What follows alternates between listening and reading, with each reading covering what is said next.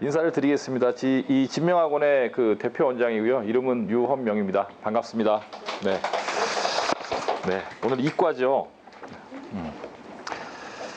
그 여름 시즌의 설명회는 사실 입시하고는 조금 거리가 있는 시즌이라 보통 입시 얘기가 막 나오면서 사회가 입시에 대한 관심을 많이 가지는 게 10월, 11월 막 이때잖아요. 11월, 12월. 그때 설명회는 부모님들이 관심이 좀 많으신데 여름 설명회는 사실 이렇게 많은 분이 참가하시지는 않는 것 같아요. 겨울보다는. 근데 저희가 여름마다 포커스를 그 예비고일에 맞춰서 이렇게 많이 했었는데 올해는 이게 예비고일에 포커스를 맞추고 하다 보면은 문과 이야기 반, 이과 이야기 반 이렇게 하다 보니까 집중이 안 된다 그래갖고 문과 이과를 따로 하자. 그래서 이제 오늘 설명회 자리를 이렇게 갖게 되었고요.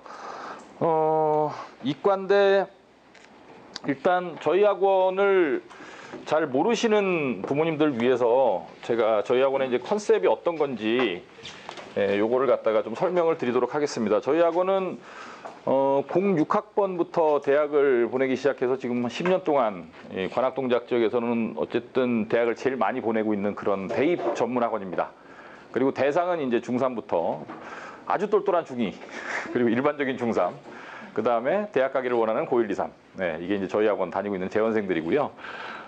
대학을 갈 때 필요한 요소가 그 전형 요소라고 하는데 네 가지가 있습니다.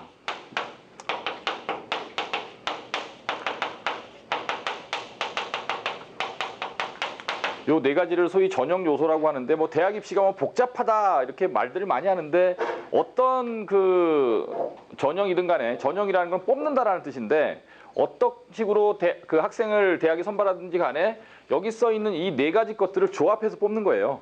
그러니까 대학을 가는 가장 쉬운 방법은 이 네 가지를 다 잘하면 됩니다. 그럼 이제 뭐로든 갈 수 있습니다.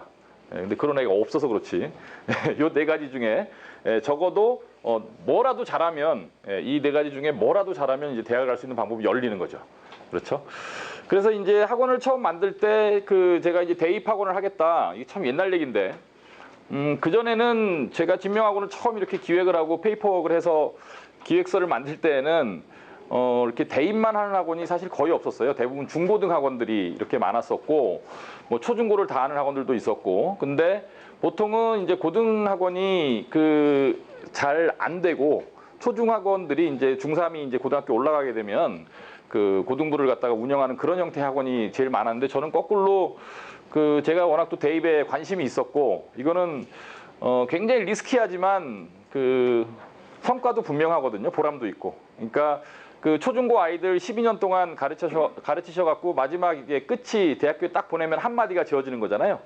예, 그게 사실 마지막 마디죠. 그다음부터는 아들이건 딸이건 통제가 안 되니까 장가도 내 맘대로 못 보내고 대학교가 완전 남이 돼버리니까 사실 어느 정도의 부모님과 자식들 간의 어떤 이 소통 구조가 만들어진 상황에서 아이를 낳아서 키워서 이제 한마디를 딱 짓는 게 대입이다 보니 이거는 이제 성과가 확실하죠.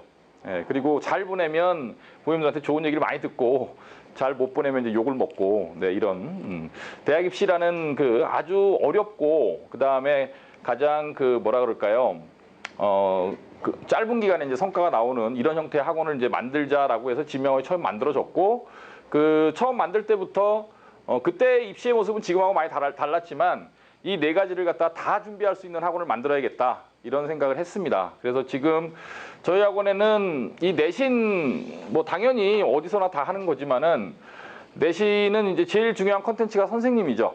예, 그래서 내신을 잘하는 선생님들의 특징은 뭐냐면 꼼꼼하고 그 다음에 아이들을 잘 괴롭히고 그 다음에 이제 시험 가까이 왔을 때 자기 시간을 많이 투자해서 아이들을 하나하나씩 이렇게 다 봐줄 수 있는 그런 마음가짐이 되어 있는 선생님들과 그다음에 지역 데이터 그렇죠. 각 지역의 어떤 내신 과목의 운영이랄지 학교마다 교과 과정이 다 다르니까요. 그다음에 출제 경영이랄지 이런 것들을 파악하는 게 이제 내신을 대비할 수 있는 내용들이 되는 거고요. 비교과는 참 어려운데 이 비교과라는 거는 학생들이 뭐 교내에서 여러 가지 활동을 하는 게 중심이기 때문에 사실 대신해 줄 수 없고 가르쳐 주기도 굉장히 어렵죠. 근데 이거는 제일 중요한 게 상담입니다. 상담인데 비교과 상담을 하려면은 일단 대입 전체를 다 알아야 되고요. 당연히 각 학교의 요강도 다 알아야 되고 예를 들면 어떤 진로를 갖고 있는 아이가 어떤 비교과를 하는 게 좋다. 뭐 제일 쉬운 게 뭐 동아리 같은 거잖아요. 동아리를 뭐 이 아이가 뭐 예를 들면 이 근처에 있는 뭐 무슨 성보고등학교를 갔는데 성보고등학교는 어떤 동아리들이 있고 그 동아리 중에서 이 아이가 어떤 동아리를 하는 게 가장 좋겠다. 이런 거죠. 그리고 그 동아리가 또 이렇게 그 신입생들을 선발할 때 또 저희 아이들이 또 이미 그 학교에 선배들이 있으니까 이렇게 좀 그런 기준이나 선발 기준이나 이런 것들 활동 상황이나 이런 것도 알려줄 수 있고 그래서 이제 이 비교과를 담당하는 이제 비교과 전문 전담이죠. 전문이라기보다는 비교과를 전담하는 이제 컨설팅 인력이 있어야 되죠. 네, 비교과를 전담하는 이제 컨설팅 인력이 있어야 되는데 저희 학원에 이제 저를 제외하고 세 분의 이제 입시 담당 컨설턴트들이 계신데 그 한 분이 이제 6층에 있는 이제 한대기 원장이고요. 그 다음에 우리 김영준 선생님 6층에 계시는, 그 다음에 8층에 계시는 임수현 실장님, 이 세 분이 이제 아이들의 입시도 담당하면서 비교과 지도를 아이들에 맞게 추천도 해주고, 그 다음에 진행을 하다 보면 뭐 요새는 좀 널리 알려진 그런 봉사 활동이나 이런 것들은 다 외부 활동이나 이런 것들은 다 뽑아요. 아이들을 내가 뭐 어디 가서 봉사하고 싶다고 할 수 있는 게 아니에요. 거기서 선발을 또 합니다. 1단계 서류 보고 뭐 2단계 이제 면접 보고 뭐 지금 이제 아까 6층에서 저희 아이가 이제 티스카이라는 봉사 준비를 하고 있는 걸 제가 보고 올라왔는데, 이게 티스카이라는 게 이제 관악구에서 하는 저소득층 자녀들을 가르치는 봉사거든요. 그래서 뭐 나중에 이제 교직에 좀 관심이 있다라거나 선생님이 되겠다거나 이런 아이들이 이제 하기를 좋아하는 봉사인데, 이런 봉사도 사실 1단계에서는 서류를 먼저 내고 자기소개서를 내요. 근데 면접을 해서 선발을 하거든요. 그러니까 이런 것들이 뭐 많죠. 뭐 서울공대하고 관악구청이 같이 하는 뭐 서울대 공대 캠프라든가 뭐 이런 그 여러 가지 이제 비교과들을 그 할 수 있는 아이들을 갖다가 그 골라내고 그 아이들한테 하나하나 이제 그 이걸 하라라고 말을 해주고, 그 다음에 그 실제로 그 지원을 하게 됐을 때 자기소개서나 면접 같은 걸 준비시켜주고, 이런 것들이 이제 이 컨설턴트들이 하는 일입니다. 근데 비교과는 이렇게 대비하는 거고요.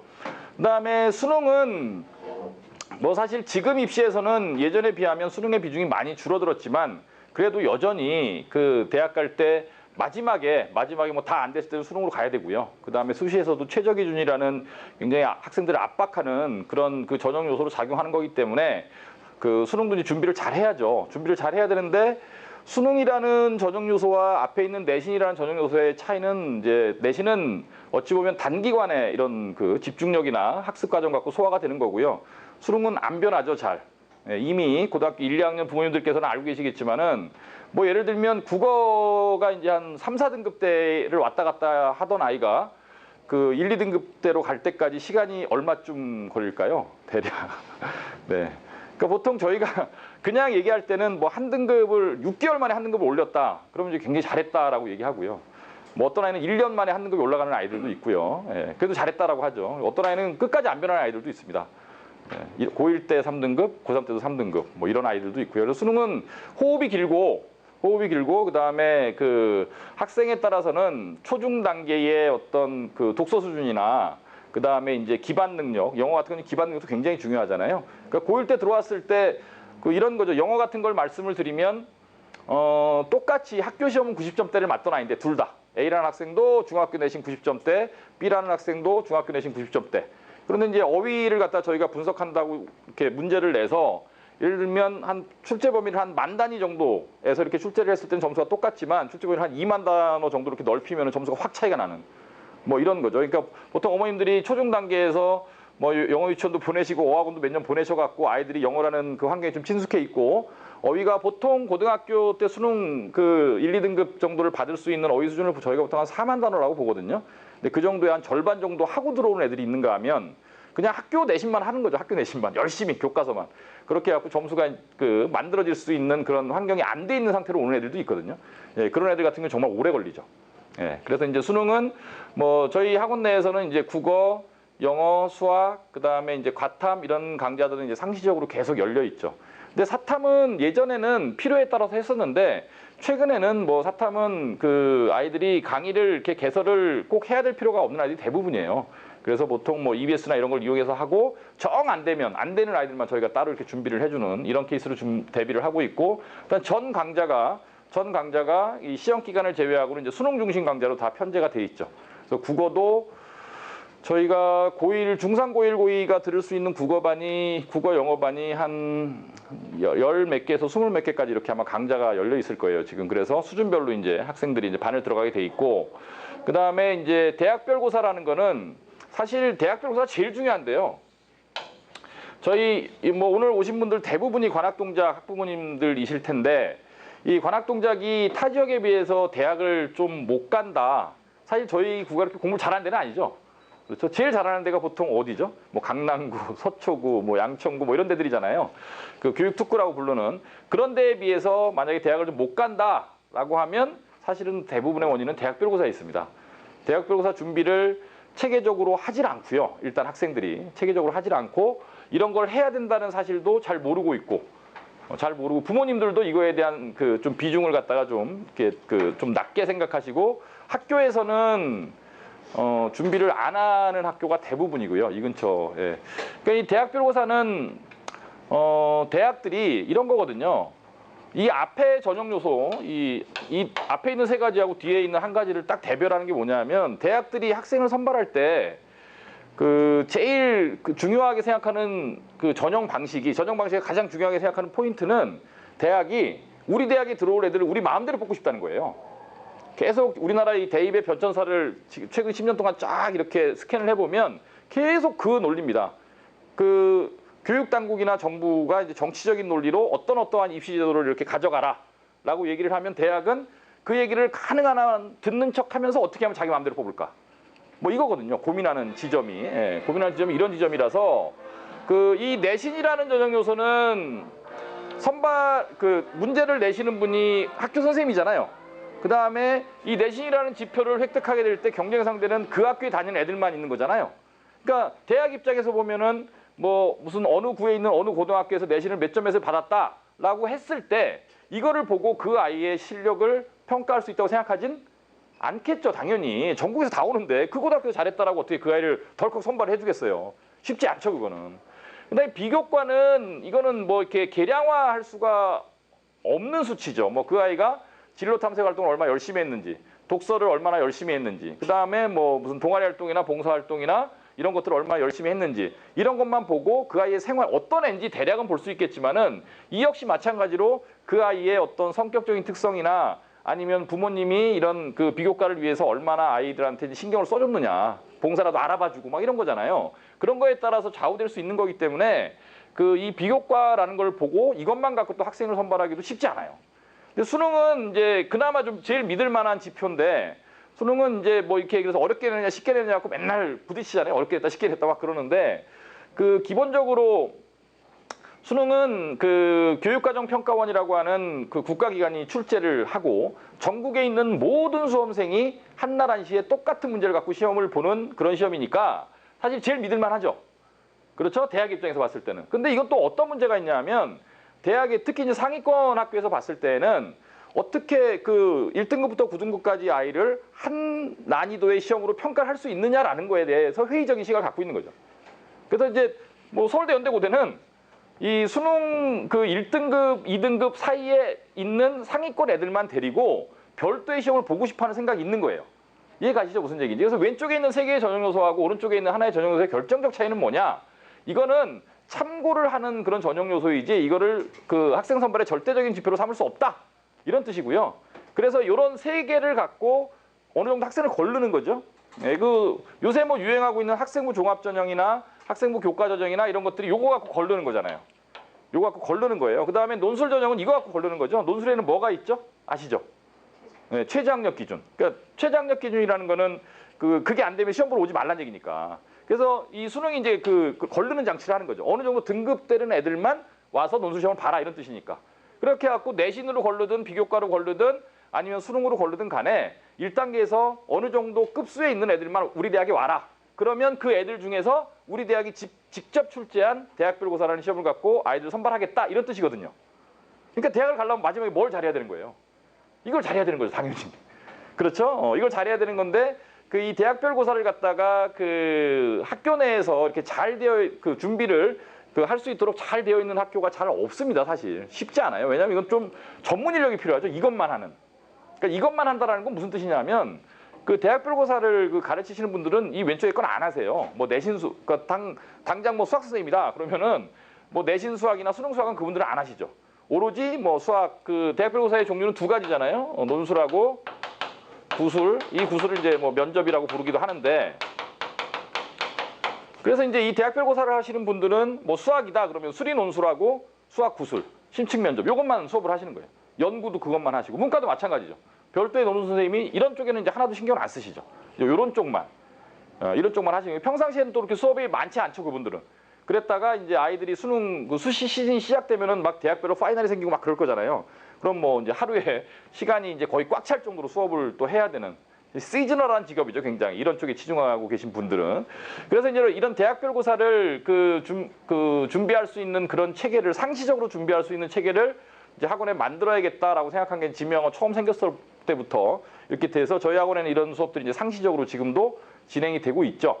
되고 있고, 뭐 이과니까, 오늘은 다 이과니까 이과의 대학별고사는 딴 게 없죠. 다 수학과학입니다. 그렇죠. 수학과학은 제가 좀 이따 이제 문제를 보여드릴 텐데, 수학과학이거나 이제 수학적 사고력, 과학적 사고력을 평가하는 이런 형태의 문제들을 보는데, 결국에는 당장 눈앞에 있는 내신이나 뭐 학교 활동이나 수능 등급도 중요하지만, 결국에는 대학별고사를 통과하지 못하면 대학은 갈 수 없는 거니까, 예, 이런 쪽에 항상 마지막엔 이게 있다. 이런 생각을 하시는 게 굉장히 중요할 것 같아요. 이해 가시죠? 그래서 이제 저희 학원은 이 네 개를 갖다가 다 준비할 수 있는 그런 체계를 갖추고 있고, 이 네 개를 다 준비할 수 있는 그런 그 프로그램이나 아니면 강사진이나 이런 것들 다 갖추고 있고, 그다음에 여기다 이제 또 중요한 게 뭐냐면, 아까 제가 말씀드린 대로 모든 아이들이 이 네 개를 다 잘할 수는 없기 때문에 전략적 선택을 해야 돼요. 그러니까 내가 이제 어떤 전형 요소를 그 나의 주된 전형 요소로 삼을 거냐. 그러니까 이따가 뭐 전형 얘기를 하겠지만은 그 대학 가는 방법이 5가지가 있는데, 이 4가지를 조합해서 제가 만든다 그랬죠. 5가지 방법이 있는데 그 중에 나의 그 가장 주요 전형은 뭐냐, 이런 선택을 해야 되는데, 사실 이런 선택을 하기가 학생이나 학부모님 입장에서 쉽지가 않아요. 그리고 한번 이렇게 딱 선택을 하면 아주 다부지게 쭉 밀고 나가야 되는데, 그것도 역시 쉽지가 않아요. 계속 휘둘리게 됩니다. 옆에서 자꾸 이렇게 말들을 하기 때문에. 근데 지표 자체도 계속 변하게 되고. 그래서 이제 이런 선택을 할 때 또 이제 중요한 역할을 하는 게 이제 입시 컨설팅인데, 사실 제가 하는 일 중에 가장 중요한 일도 이 일이고요. 그래서 어떤 학생한테 어떤 전형을 주요 전형으로 선택하게 하고, 그거에 맞게 그 시기마다, 그다음에 학기마다, 학년마다 이렇게 준비해야 될 것들을 탁탁탁탁 이렇게 던져주는, 입시 컨설팅이 이제 제일 중요하죠. 그리고 사실 여기에 있는 모든 것들, 뭐 전형 요소를 각각 준비해 나가는 과정, 그다음에 어떤 전형 요소를 주된 전형 요소로 삼아서 준비를 해야 된다라고 말을 해줄 수 있는 상담 인력, 이런 것도 중요하지만 사실 제일 중요한 거는, 이런 것들이 아무리 잘 돼 있어도 학생이 공부를 안 하면 소용이 없죠. 당연한 거죠. 예, 뭐 어쩌고 프로그램이 좋아, 어쩌고 아무리 좋은 약을 먹어도 환자가 안 먹으면 의사는 방법이 없는 거예요. 그렇죠? 그래서 제일 중요한 게 이제 학생인데, 학생이 이제 공부를 할 때 이제 저희 학원에 이제 그 이런 양적 강제를 하는 프로그램들이 있잖아요. 별무반, 종일반 이런 프로그램들이 있는데, 처음에 저희 학원 왔을 때 아이들이 제일 저희 학원에서 거부감을 많이 느끼는 그런 부분이기도 하고요. 그다음에 학원을 또 그만두려고 했을 때 제일 먼저 아이들이 이제 핑계로 삼는 부분이기도 한데, 그러니까 별반, 종일반은 뭐 쉽게 얘기하면 월화수목금토일 다 나와서 공부를 하라는 얘기입니다. 별무반은 11시 반까지, 종일반은 10시까지. 월화수목금토일 다 나와서. 1년 365일은 좀 심하니까 구정 당일, 추석 당일은 빼고 하자. 뭐 이 정도의 이런 정도의 그 프로그램인데, 물론 이 안에서 유두리는 있죠. 어느 정도의 뭐 가족 행사가 있다라든가 여행이 있다라든가 뭐 시골에서 할아버지가 올라오셨다라든가 여러 가지 상황이 있을 때 어느 정도의 그런 예외는 두지만, 기본적으로 제가 갖고 있는 생각이 그래요. 제가 뭐 요즘 제가 이제 고3 수업을 하니까 고3 아이들이랑 최근에 여름방학 전에 학습 상담을 하다 보면 제가 아이들한테 항상 하는 말이 그런 말이거든요. 공부를 열심히 하고 있다고 생각하는데 너보다 열심히 하고 있는 애들이 전국에 몇 명쯤 될 것 같냐고, 뭐 이런 얘기를 자주 하거든요. 근데 아이들이 요즘 아이들 이런 거죠. 뭐 페이스북 굉장히 많이 합니다. 그죠? 그러니까 애들이 뭐 새벽 1시에도 페이스북에 글을 올리고요. 그다음에 요즘 여학생들은 학교도 그런 것 같고 집에서도 그런 거에 대해서 좀 관대하신 것 같은데, 요즘 여학생들은 화장도 많이 합니다. 그렇죠? 뭐 무슨 크림이라고 그러죠? 이렇게 바르는 거? 예, 비비크림. 그건 아주 비비크림이라는 게 상표예요? 아니면 원래는 상품명이에요? 고유명사예요? 보통명사예요? 영어 공부하신 지가 오래돼갖고 고유명사, 보통명사를 구별 못하시나? 예. 그 다음에 여기 뭐 이게 입술에 바르는 거, 뭐 틴트, 뭐 이렇게 색깔 있는 거 이런 거, 이런 걸 바르는 거는 아주 일반적인 거죠, 아이들한테. 그렇죠? 그리고 뭐 아이들이 이제 오늘도 주말인데 오늘 저녁에도 이제 비가 오는 와중에서도 아이들이 이제 하고 나서 공부를 하다가 저녁 먹고 나가면 아이들이 3, 4, 5 모여갖고 이 관악구에 있는 이 맛집을 그나마 뭐 전국 단위는 아니고 서울 전역은 아니더라도 관악구 맛집들은 섭렵하고 다니면서 뭐 나가서 놀고 얘기하고. 그러니까 사실 3학년 정도, 고등학교 3학년 정도 됐는데 이제 수능 120일, 130일 이 정도 남은 상황에서 저는 그런 호사를 부리는 것도 좀 이해가 안 가요. 솔직히 말씀드려서. 근데 이런 얘기를 하면은 어저께 고3 설명회를 했는데 이런 얘기를 하면은 고3 부모님들은 다 동의를 하시더라고요. 근데 아이들은 동의 안 합니다. 어떻게 그런 것도 안 하고 살 수 있느냐 이렇게 얘기를 하죠. 그럼 제가 얘기하죠. 그러면 네가 그런 호사를 누리고 너의 개인 시간, 뭐 여가 시간, 나름의 취미 활동 이런 걸 즐기면서 대학을 가려고 한다면 대학을 낮춰라. 정말 월화수목금토일 로스되는 시간 하나도 없이 공부만 열심히 하는 그런 애들을 위해서 상위권 대학은 양보해라. 이렇게 얘기를 하죠. 하기 싫으면 낮춰라. 이게 뭐 삶의 진리잖아요. 열심히 일하는 사람이 잘 돼야 되는 거고, 그렇죠? 예. 너는 공부도 안 하면서 어떻게 좋은 데를 가려고 그러냐? 그건 말이 안 되는 겁니다. 원래부터. 원래부터 말이 안 되는 거고, 대한민국에 토요일, 일요일 공부 안 하고 서울대, 연대, 고대 갈 수 있는 학생이 있나요? 저는 제가 저도 뭐 이 관악구에서 초중고 다 나와서 대학도 서울대를 나왔지만 저도 고등학교 때 토요일, 일요일 항상 공부했거든요. 그게 이상한 게 아닌데. 근데 아이들은 그런 얘기를 하면 좀 되게 이상하게 생각해요. 그래서 올해 고3이 또 저희가 작년 아이들도 대학을 꽤 잘 갔고 올해 고3은 처음부터 사실은 굉장히 좀 피곤했던 아이들인데 피곤했던 아이들이라는 게 상위권의 숫자가 이제 작년, 재작년보다 좀 적었던 거죠. 저학년 때부터 계속 그랬던 아이들이라서 올해 고3 아이들 정말 잘 보내야 된다고 얘기를 하는데 지금 제 욕심만큼은 애들이 좀 성적이 안 나와서 제가 이제 다음 주부터 이제 방학을 하잖아요. 그래서 저희가 원래 별무반 등원이 아침 9시인데 고3은 이제 07시 50분으로 당겼습니다. 예. 07시 50분으로 당기는 뭐 그리고 영어 성적이 안 되는 일부 아이들, 그러니까 수업도 뭐 아무리 여기 뭐 제가 아까 설명했지만 열심히 가르쳐주고 그래도 영어라는 게 남의 나라 말이잖아요. 남의 나라 말을 배울 때 안 외우고 잘할 수 있는 방법은 없는 것 같습니다. 그렇죠? 제가 뭐 나름 이제 글깨나 읽었다라고 하지만 제가 예를 들면 뭐 이란 말을 공부한다. 이란 말로 아빠가 뭔지 엄마가 뭔지 책상이 뭔지 의자가 뭔지 안 외우고 제가 잘할 수 있는 방법은 없잖아요. 시험을 봐야 되는데. 근데 정말 지독스럽게도 안 외우는 애들이 있거든요. 정말 외우라고 사정을 해줘도. 그래갖고 이제 그런 아이들은 이 방에서 점심을 같이 먹기로 했어요. 제가 앞에서 단어 쫙 써놓고 저도 같이 먹으면서 읽으면서 밥 먹자. 한 달 동안. 이런 짓까지 합니다. 공부를 정말 해주면 너무너무 좋은데 워낙 안 하기 때문에 안 하는 아이들은 뭐 방법이 없습니다. 대학 떨어지면 또 부모님들 별 낯이 없잖아요. 그러니까 붙여야 되잖아요. 무슨 일 있어도.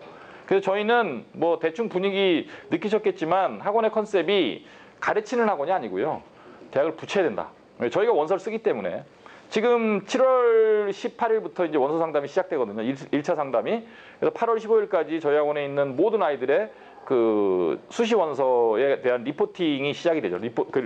리포트가 만들어지면 그거에 의해서 이제 아이들이 이제 대학 원서를 넣게 되고, 그 다음에 본인이 대학 지원을 한 대학별로 이제 대학별 고사를 저희가 하나씩 한 명이라도 다 수업을 해야 돼요. 저희는 맡았기 때문에 뭐 예를 들면 뭐가 있을까요? 뭐 이화여대 특기자 전형에 원서를 넣은 아이가 딱 한 명이다.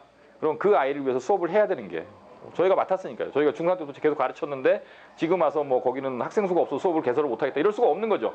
한 명이라도 다 수업을 해야 되는 그런 형태의 학원입니다. 그래서 꼭 붙여야 아이들의 손에 이제 합격증을 지어줘야 저희 학원에 이제 할 일이 끝나는 그런 형태의 이제 대입만 하는 그런 학원입니다. 그런 학원이고, 아니 아까 신규생이 어머님들이 계시다 그래갖고 제가 저희 학원이 어떤 학원인가 이런 말씀을 아주 간단하게 설명을 드렸고요. 전형 이야기는 설명회를 들으셨던 분들이 많기 때문에 좀 간단하게 하겠습니다. 이제 5가지가 있다라고 말씀드렸는데, 그러니까 학생부, 즉 학교에서 받는 내신이나 아니면 비교과 같은 걸 중심으로 진행되는 전형을 학생부 전형이라고 하고, 학생부 전형은 보통 교과 전형하고 종합 전형하고 두 개로 나누거든요. 이 두 개로 나누는데 원래의 패턴은 교과 전형은 이제 내신이죠. 내신이 제일 중요하고요. 그 다음에 이제 최근에는 내신만 보는 게 아니라 이제 비교과를 점점 보는 대학이 점점 늘어나요. 그 다음에 이제 이 뒤에 아까 제가 말씀드렸던 것처럼 면접이 있고요. 그 다음에 요건 이제 수능 최저가 있습니다. 수능 최저가 이제 있는 학교가 있고 없는 학교가 있고 뭐 이렇게 돼 있고, 학생부 종합은 이런 표현을 안 쓰고 그냥 서류라고 하죠. 서류라고 하는데 이 서류에는 당연히 내신이 굉장히 중요합니다. 내신이 포함되는데 내신이 굉장히 중요하고, 그 다음에 이제 면접이 있고, 그 다음에 이제 수능 최저는 보통은 없죠. 거의 대부분의 수능 최저를 두고 있지 않은. 그래서 이제 교과 전형과 종합 전형은 이거는 이 밑에 전형에 비해서는 이제 내신 1단계 내신의 비중이 굉장히 높은 전형을 보통 교과 전형이라고 하고, 내신을 따로 보지 않고 서류라는 항목에서 그냥 전체적으로 이렇게 보는 전형을 종합 전형이라고 하고, 두 개의 차이는 면접에서도 좀 차이가 있어요. 그 위에 면접은 교과 전형에서 면접은 아무래도 이제 소양이나 이런 것들만 보는 면접이 많고요. 밑에는 좀 전공과 관련된 것도 좀 자세하게 깊게 물어보는 이런 면접이 많고, 수능 최저가 교과는 대부분 있고요. 대부분이 있습니다. 대부분이 있고 종합 전형은 수능 최저가 없는, 요 두 가지 이렇게 구별이 됐었는데, 이게 입시가 아시겠지만 매년 바뀌거든요. 대학들이 뭐 큰 틀은 변화시키지 않지만 매년 조금씩 매년 바뀝니다. 그래서 이제 올해 입시도 지금 저희가 그 대학별로 이제 스터디 같은 걸 다 진행을 하는데, 올해 입시, 작년 입시를 이렇게 쭉 보면서 제가 방향성을 좀 읽어보니까 점점 교과 전형하고 이제 종합 전형이 좀 뭐라 그럴까요? 닮아간다는 느낌? 닮아갔다는 느낌이 들고요. 그러니까 내신만 보는 대학이 점점 줄어들고요. 그 다음에 거꾸로 종합 전형에서도 서류라고 평가를 하는데 내신 비중을 많이 두는, 저희가 이거는 이제 아이들 원서를 내보면 알거든요. 말로는 종합 전형이라고 하는데 이제 내신 낮은 애들은 다 떨어져 갖고 오는 거죠. 그런 비중이, 그러니까 내신의 비중이 점점 커져가고, 이거는 이제 비교과가 점점 늘어가고. 그럼 사실 이게 똑같아지잖아요. 똑같아지고, 면접도 이게 대학들이 참 정확하게 얘기를 해주면 되는데, 이게 면접을 뭘 물어보겠다를 얘기를 안 해요. 그러니까 무슨 뭐 전공과 관련된 대학에서의 수학 능력을 평가하겠다라든가, 뭐 자기 전공에 대해서 그동안 그 고등학교 때 충분히 학습했는지를 확인하겠다라든가, 아니면 대학에 들어와서 전공 교과목을 이수하는 데 필요한 기본 능력을 평가하겠다라든가, 이런 식의 표현이거든요. 그러니까 뭘 물어보는지 모르겠잖아요. 그래서 어떨 때는 가보면, 예를 들면 기계공학과의 면접인데 딱 가보면 기계공학에 대해서 물어봅니다.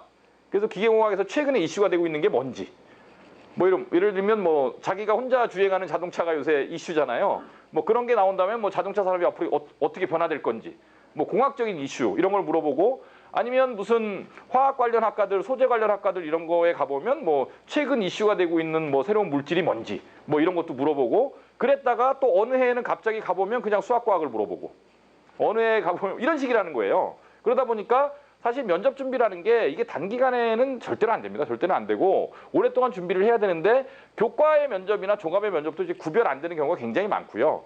근데 수능 최저도 어차피 뭐 앞에 것도 똑같지만 교과 전형만 준비하는 학생은 거의 없거든요. 교과 전형을 준비하는 학생들은 학교 생활을 열심히 하면서 내신도 따고 종합 전형도 같이 준비하는 경우가 많기 때문에, 어차피 두 개를 다 하려면 내신 준비도 해야 되고 비교과도 준비해야 되고 면접 준비도 해야 되고 수능 최저가 있는 데가 있으니까 수능 최저 준비를 해야 되는 거죠. 그래서 교과 전형과 종합 전형은 굉장히 편의적인 분석이고요. 굉장히 편의적인 분석이고, 요 두 가지 중에 하나만 선택할 일은 별로 안 생기기 때문에, 그렇죠. 학교 생활 열심히 하는 애들은 비교과도 당연히 할 거잖아요. 그렇죠. 뭐든 할 거잖아요. 뭐 상도 받아야 되고 이럴 거기 때문에, 적어도 지금 중3, 고1, 고2 단계에서 그 교과 전형과 종합 전형을 분리해서 생각할 필요는 없을 것 같다. 준비하는 사람 입장에서는. 그리고 대학들도 요 두 가지를 갖다가 이렇게 좀 섞는 그런 형태의 전형이 점점 더 늘어나는 것 같으니까 크게 신경 쓸 필요 없고, 마지막에 고3 때에는 이런 것들을 다 열심히 준비한 학생들은 어떤 대학에는 교과 전형, 어떤 대학에는 종합 전형, 유리한 쪽으로 이렇게 지원을 하면 되겠죠. 그러면 될 것 같습니다.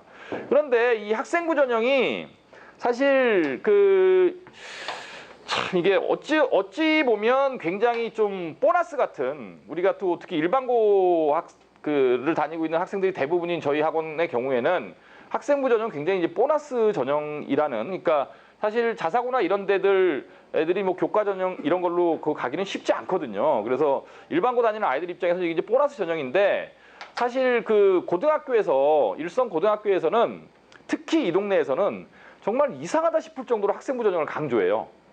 이상하다 싶을 정도로. 그런데 기본적으로 학생부 전형은 내신 베이스거든요. 그러니까 어느 정도의 내신이 확보되지 않으면 지원을 할 수 없는 전형인데 학교에 있는 아이들 그 아이들을 전부 다 이제 학생부 전형으로 보내려고 이렇게 하다 보면 좋은 학교를 가는 애들은 정해져 있는 거잖아요. 그러니까 뭐 한 고등학교에 있는 모든 아이들이 다 종합전형으로 다 좋은 학교를 갈 수는, 교과전 다 좋은 학교를 갈 수는 없는 거잖아요.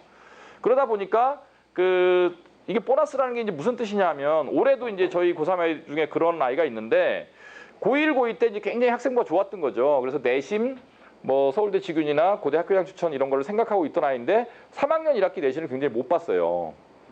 그래서 이제 계속 1점대 초반에 있다가 그 3학년 1학기 내신을 지금 2.06인가 이렇게 갑자기 받아와서 그 아이가 결국은 이제 1점대 중반 합치니까 1점대 중반까지 이렇게 가버렸거든요. 그래서 이제 그 서울대나 아니면 고대 이제 추천이 거의 날아가 버리는 그런 상황이 생기는, 딱 한 학기만 못해도 이런 상황이 생깁니다. 그래서 이거는 그 학생부 전형은 항상 보험이라고 생각을 해야지, 보너스라고 생각을 해야지, 이게 있으면 내가 나중에 대학 갈 때 뭐 카드로 하나 쓸 수 있다 이 정도로 생각을 해야지, 이것만 쳐다보고 가다가는 나중에 문제가 생기는 경우가 굉장히 많아요. 이해 가시죠? 무슨 얘기인지. 그리고 이게 컷이 어느 정도냐 하면, 제가 대략 지금 고등학교 다니는 학생들이 있을 테니까 자료집에 26페이지에 있습니다. 찾으셨나요? 네. 이거는 뭐 딱 떨어지는 건 아니고요. 대략 이 정도다.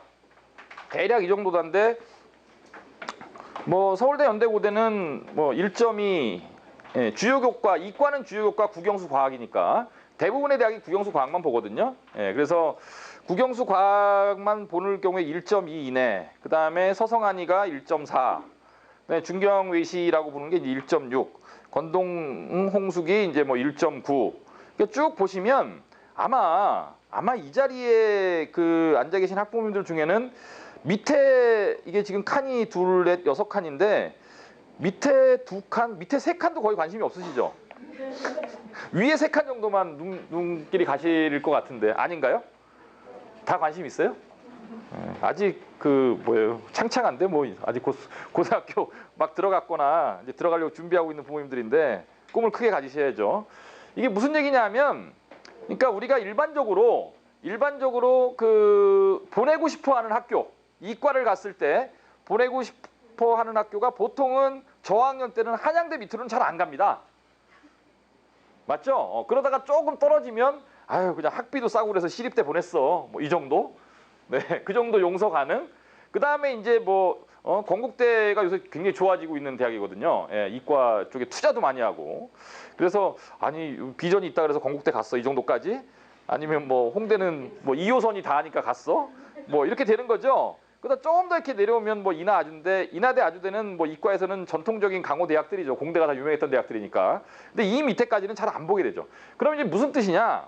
내신이 1점대 후반, 그러니까 2점대로 넘어가게 되면 우리가 보내고 싶어하는 학교의 학생부 전형은 지원하기가 거의 불가능하다라는 뜻입니다. 그럼 이런 아이들이 한 반에 몇 명이나 있을까요?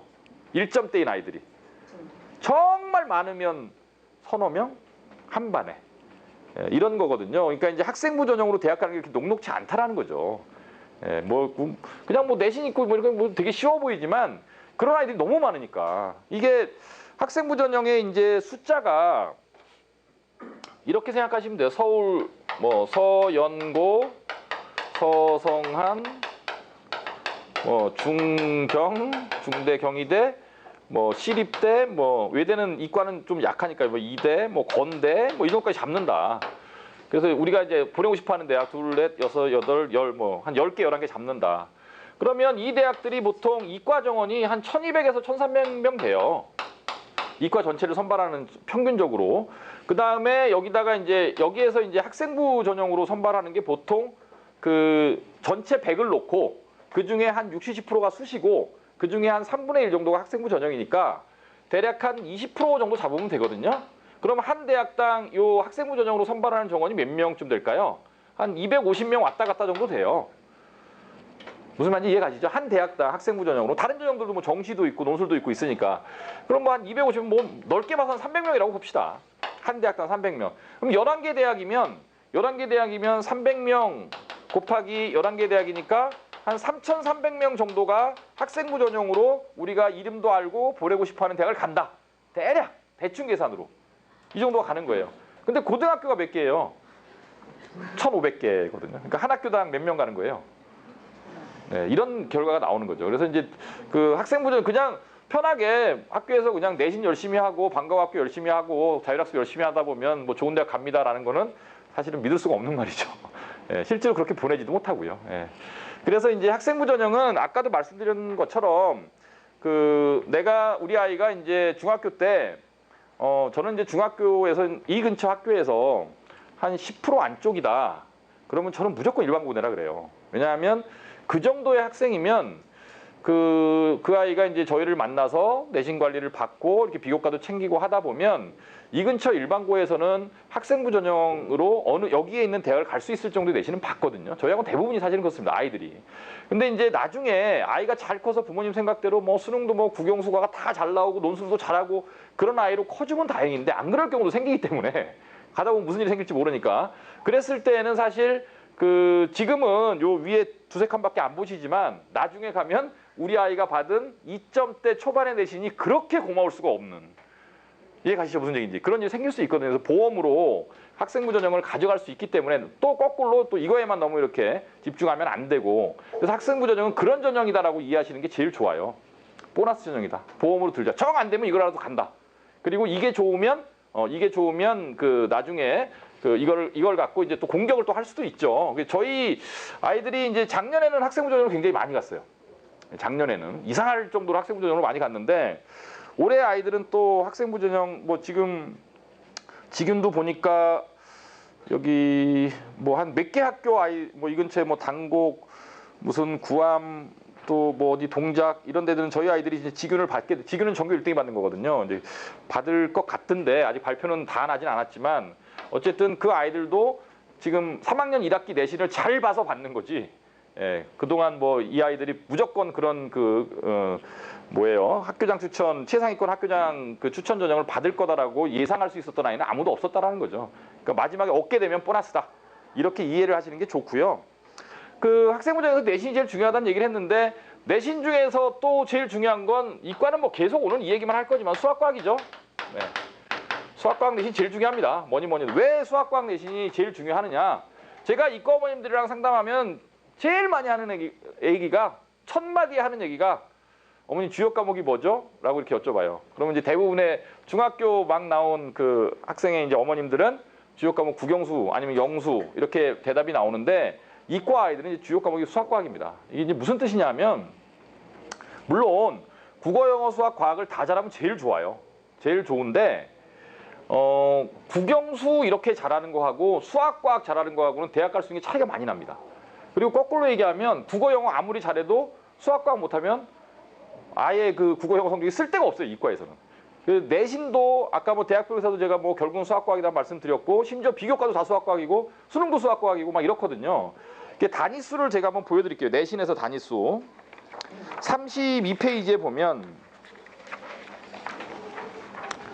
학생부 전형에서 내신 반영할 때 학년별 퍼센테이지가 어떻게 되는지 대략 아시죠?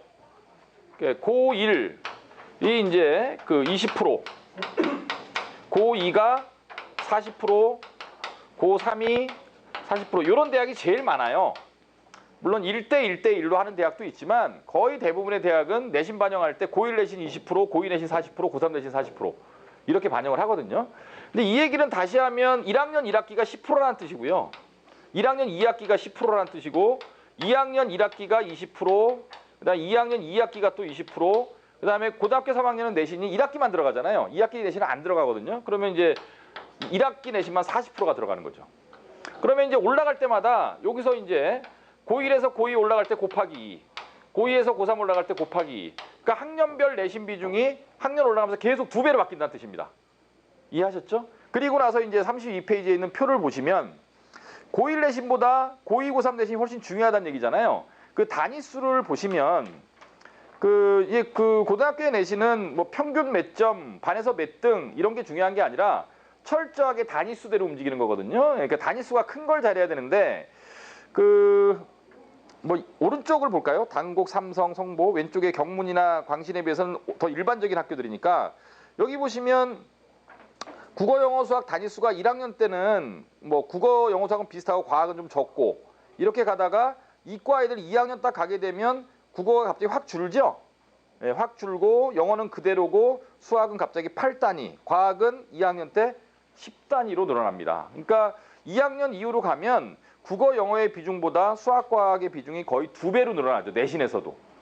그렇죠? 철저하게 단위수대로 움직이기 때문에 그래서 고등학교 1학년 때 보통 이제 그 고1 어머님들이 오류를 범하는 경우가 가장 많은 오류를 범하는 경우가 저희가 이과 아이들 웬만한 아이들은 저희 학원을 다니고 있는 웬만한 아이들은 보통 중3 12월에 뭐 빠른 아이들은 중3 여름에 들어가는 애들도 있고요. 보통 물화생지를 출발을 시켜요. 그러니까 근데 학교 고1 내신은 물화생지를 안 보는 학교가 더 많거든요. 대부분이 고1 과학이라는 것만 내신으로 보는데 고1 때 배우지도 않는 물화생지를 중3 12월부터 출발을 시킵니다. 일단. 그리고 늦은 아이들이 이제 그 고1 7월 지금이죠. 여름방학 시즌. 예, 이게 늦은 아이들이에요.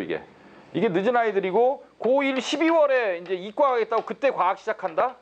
이거는 뭐 그냥 일반적인 거죠. 전혀 빠른 게 아닌 거죠. 근데 왜 도대체 중3 12월, 고1 7월부터 이제 이 물화생지를 시키자라고 말씀드리냐 하면 그 고1 처음에 딱 들어가면 고등학교가 이제 낯서니까 환경이 중학교에 비해서 뭐 범위도 굉장히 넓어지고 내용도 어려워지고 그러다 보니까 처음에 고1 내신을 잘 받아야 된다라는 생각 때문에 고2, 고3 때 있는 이런 것들까지는 신경을 못 쓰는 거죠. 무슨 말인지 아시겠죠? 근데 지금 단위수에서 보셨지만 사실은 고1 내신을 좀 못해도요.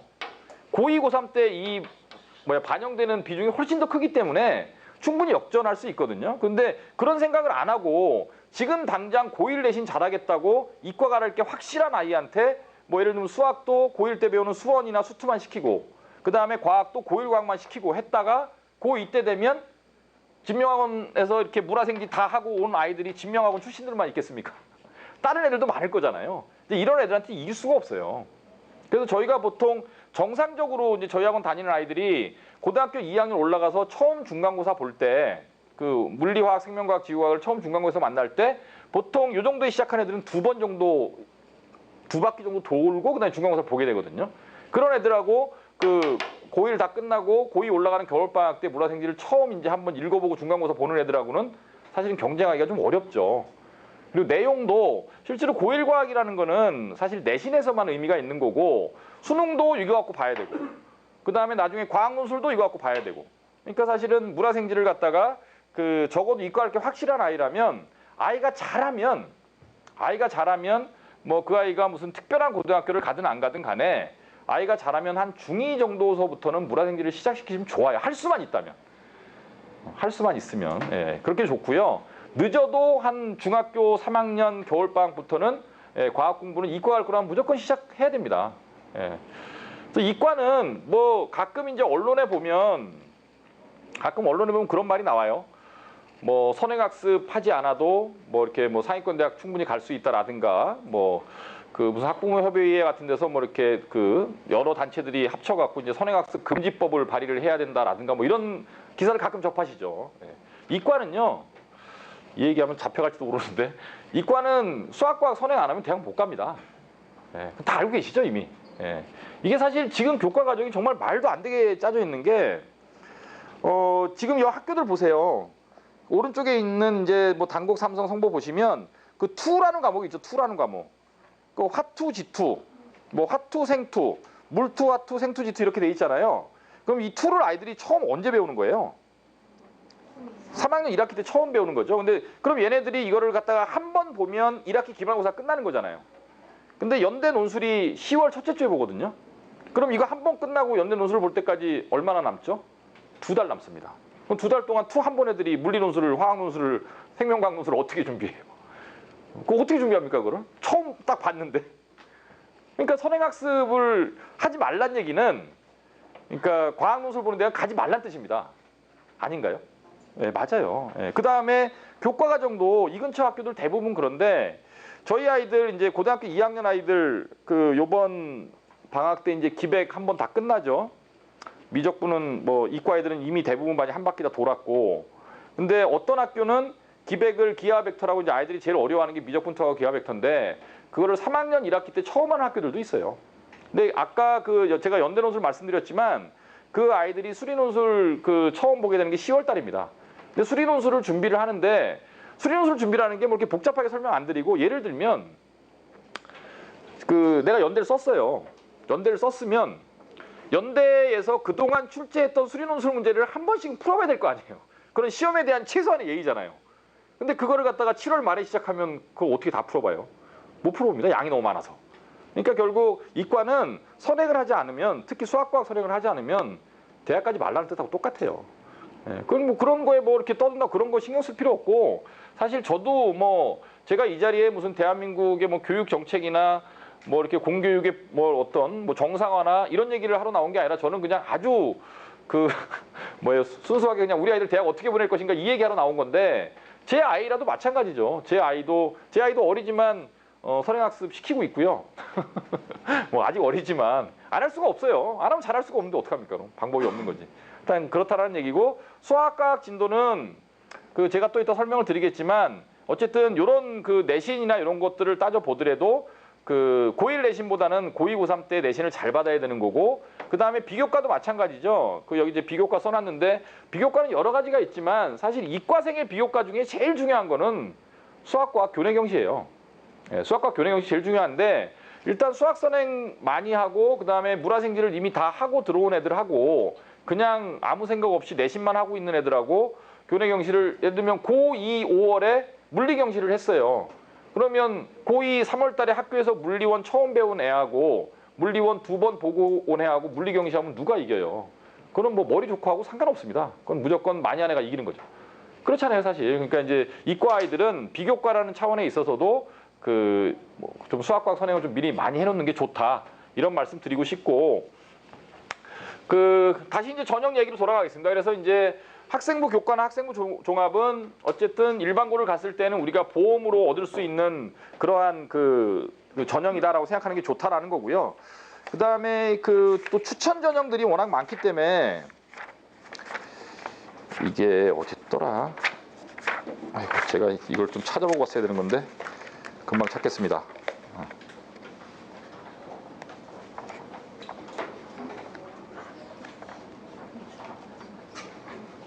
네, 16페이지에 있네요. 16페이지에 보면 그 학교에서 이제 재학생들을 갖다가 학교장이 추천을 해야 올 수 있는 전형들을 갖다가 모아놓은 거예요. 그게 보통 서울대는 이제 지역균형 선발이라고 하는데 이거는 이제 그 학교당 2명이기 때문에 보통 일반적인 경우에 문과 1등, 이과 1등을 추천을 합니다. 근데 고대는 계열별로 2명이기 때문에 그 이과 2등, 3등, 문과 2등, 3등을 고대 학교장 추천으로 보통 보내죠. 그 다음에 이제 그 이대는 이제 6명이고요. 여기서부터는 좀 복잡해지는데 그 왜 복잡해지냐면 이런 경우가 생기죠. 예를 들면 저희 학원 아이인데 그 뭐 엊그제 와서 그래요. 선생님 저 학교에서 직윤 받았어요. 그래 고생했다. 그리고 이제 생각하죠. 얘를 직윤으로 보낼까 일반으로 보낼까. 그러니까 직윤을 받았다고 무조건 직윤으로 가야 되는 건 아니거든요. 그래서 아이가 직윤으로 가서 이렇게 합격할 가능성보다 일반으로 가서 서울대는 직윤하고 일반하고 두 개니까 일반으로 가서 합격할 가능성이 높다 그러면은 직윤도 버릴 수 있는 거고요. 그럴 수 있는 거죠. 그 다음에 이제 또 한 아이도 그 아이도 학교장 추천을 받았다는데 제가 이제 그 아이가 고대 학교장 추천을 받긴 받았는데 고대 학교장 추천은 1단계에서 서류 100인데 그중에 교과가 90이에요. 그러니까 내신이 낮으면 추천을 받아도 다른 학교의 아이들하고의 경쟁에서 질 수밖에 없다는 거거든요. 근데 걔가 고대 학교장 추천 받은 아이치고는 내신이 낮은 거죠. 근데 물론 다른 비교과는 괜찮거든요. 그래서 그러면 학교 가서 고대 추천 받은 거를 받지 말고 이대로 바꿔달라 그래라. 그리고 고대는 그 융합형 인재 전형이라고 이제 학생부 종합전형이 따로 있거든요. 그거 하고 논술 전형하고 그렇게 두 장을 쓰고 지금 이제 원서 쓰는 때니까. 예. 그러니까 그 아이는 이제 서울대는 일반을 쓸 거고요. 그 다음에 연대는 논술만 쓸 거고 고대는 융합 인재하고 그 다음에 논술 전형을 쓸 거고 그 다음에 이대는 이제 학교장 고교 추천 전형으로 쓸 거고 한 장은 이제 학생부로 더 밑에 대학 가고 이제 보험을 들을까 아니면 정시 가능성도 굉장히 높은 아이기 때문에 서성한 중에 좀 논술 전형이나 이런 거 하나 더 쓸까 뭐 이런 고민을 하고 있는 거죠. 예, 지금 이제 바로 이제 어제 상담했던 내용인데 일단 그래서 추천 전형이라는 게 받는다고 무조건 다 가는 건 아니라는 거죠. 유불리를 따져야죠. 내가 이걸 가져가는 게 옳으냐, 그렇지 않은 게 옳으냐. 재작년에 한 학생은 그 학생도 이제 직윤을 받았는데 그 직윤을 받고 어쩔 수 없이 일반으로 썼던 경우가 있었는데 그 경우에는 어떤 경우냐면은 얘가 수능이 고3 때 안 나오는 거죠, 갑자기. 근데 이제 일반은 최저가 없거든요. 제가 아까 종합전형은 최저가 없다 그랬잖아요. 서울대 일반전형은 종합전형이라 최저가 없고 직윤은 최저가 있는데 굉장히 높습니다. 2개, 3개 2등급. 3개 2등급이 아이 그거 뭐 수능 3개 2등급 못 받아라고 생각하실 것 같지만 실제로 한 학교에서 그 국영수 탐구 이 4개를 봐서 3개 2등급을 받는 애들의 숫자는 극소수에 불과합니다. 예, 정말 적어요. 그래서 3개 2등급 받는 게 그렇게 쉬운 일이 아닙니다. 그리고 작년 요 근처에 있는 학교들 작년에 지금 받은 애들도 3개 2등급 못 받아 떨어진 애들 많아요. 예, 그렇게 만만치가 않습니다. 3개 2등급이. 그래서 그 아이는 이제 눈물을 머금고 이제 일반을 썼는데 또 안 됐죠. 예, 그런 경우가 또 있었거든요. 그래서 직윤을 받았음에도 불구하고 수능이 안 되면 못 쓰는 거죠.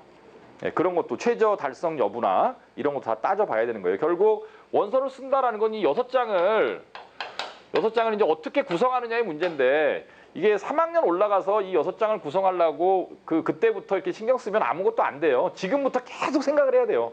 어떻게 구성할까, 어떻게 구성할까, 어떻게 구성할까.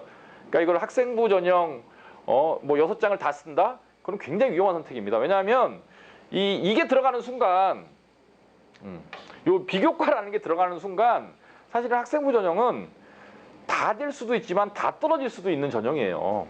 그래서 학생부 전형 6장은 굉장히 위험하고요. 보통은 한 3개 정도? 그 다음에 정시보험? 이런 게 좋죠. 그러니까 정시보험이 없는 아이들, 그러니까 특히 이과 애들 중에서는 그런 아이들이 꽤 많은데 수학과학은 제가 아까 수학과학이 중요하다고 그랬으니까 수학과학은 잘하는데 국어 영어를 너무 못하는 애들이 있거든요. 예. 그러니까 내추럴 본 이과생. 글은 3줄 이상 절대 쓰지 않는다. 뭐 삶의 원칙이죠. 예, 말은 뭐 30초 이상 절대 하지 않는다. 오로지 풀으라 그러면 그건 잘 푼다. 뭐 이런 애들. 그런 애들이 있어요, 이과 애들 중에서. 근데 그런 애들은 사실 정시에 영어 빼고 국어 빼면 갈 수 있는 데가 없잖아요. 근데 그런 아이들은 이제 정시보험이라는 게 없는 거고.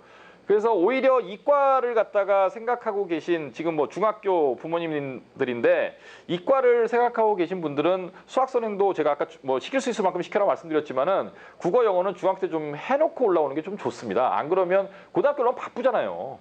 그리고 이제 국어 영어는 원래 초중 단계에서 안 돼 있던 애들은 성적 올리기가 정말 만만치가 않아서 그래서 이제 정시보험이 없는 애들은 이 6장의 원서를 구성을 할 때 예를 들면 정시로 내가 한 경희대 정도 갈 자신이 있다. 그럼 그 위로만 쓰면 되잖아요. 근데 이게 없으면 자꾸 다 떨어질지도 모르니까 자꾸 내려가는 거죠. 띄엄띄엄 써야죠. 뭐 연대, 고대 중에 하나 쓰고 그다음에 뭐 성대나 한대 중에 또 하나 쓰고 뭐 경희대, 시립대 중에 또 하나 쓰고 이렇게 띄엄띄엄. 뭐 나중에 이제 뭐 홍대, 숭실대까지 막 쓰는 거죠. 띄엄띄엄 6장을 구성해야 되는 애들도 있고 정시가 가능성이 있으면은 뭐 떨어지면 정시로 간다.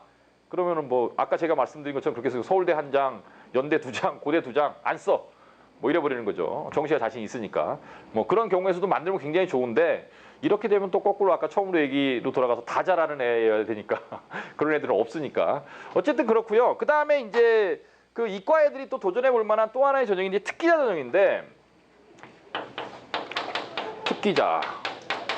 특기자에 관한 설명은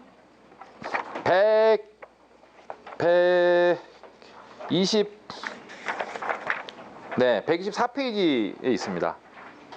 거기 보면 이제 자연계열 특기자 전형인데 자연계열 특기자 전형은 수학과학 특기자 전형이죠. 근데 이것도 이렇게 보면 부모님들 이과 특기자 전형 딱 그러면 고등학교 어떤 고등학교가 떠오르세요? 과고가 떠오르죠. 과고, 영재고, 자사고 이런 데가 떠오르죠. 근데 실제로 저희 학원 이과 애들도 특기자 전형으로 많이 가거든요. 그리고 특기자 전형 발표난 게 거기 130페이지에 보면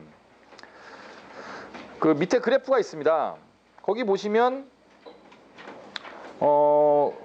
이게 이제 고대 자료인데요. 고대가 이제 올해 고대 입시 설명회, 학교가 주최한 입시 설명회에서 이제 공개한 자료인데 거기 보시면 그래프가 일반고, 자율고, 과학고 두 번째 위에 거는 문과고요. 밑에 거는 이과인데 33.6%라는 거는 전체 지원한 애들 중에 일반고 아이들의 비율이고요. 21.6%라는 거는 합격생 비율입니다. 그러니까 특기자 전형이 일반고 애들도 생각보다 많이 간다는 얘기죠. 그렇죠? 생각보다 많이 가고요. 저희가 이제 원서를 내 보니까 그 예전 같으면 연대고대가 정말 일반고 애들 안 뽑았었거든요. 근데 최근 몇 년의 입시 결과를 보니까 연고대도 수학과학 내신만 좋은 애들도 많이 뽑혀요. 예, 그다음에 교내 수상 실정 좋고 이런 애들도 많이 뽑힙니다. 그리고 서울대는 말할 것도 없고요. 예, 그래서 이제 특기자 전형이 우리 생각에는 뭐 대단한 게 뭐 있어야 될 것 같지만 사실 제가 여태까지 쭉 보내다 보니까 일단 수학과학 내신은 일반고 기준입니다. 수학과학 내신은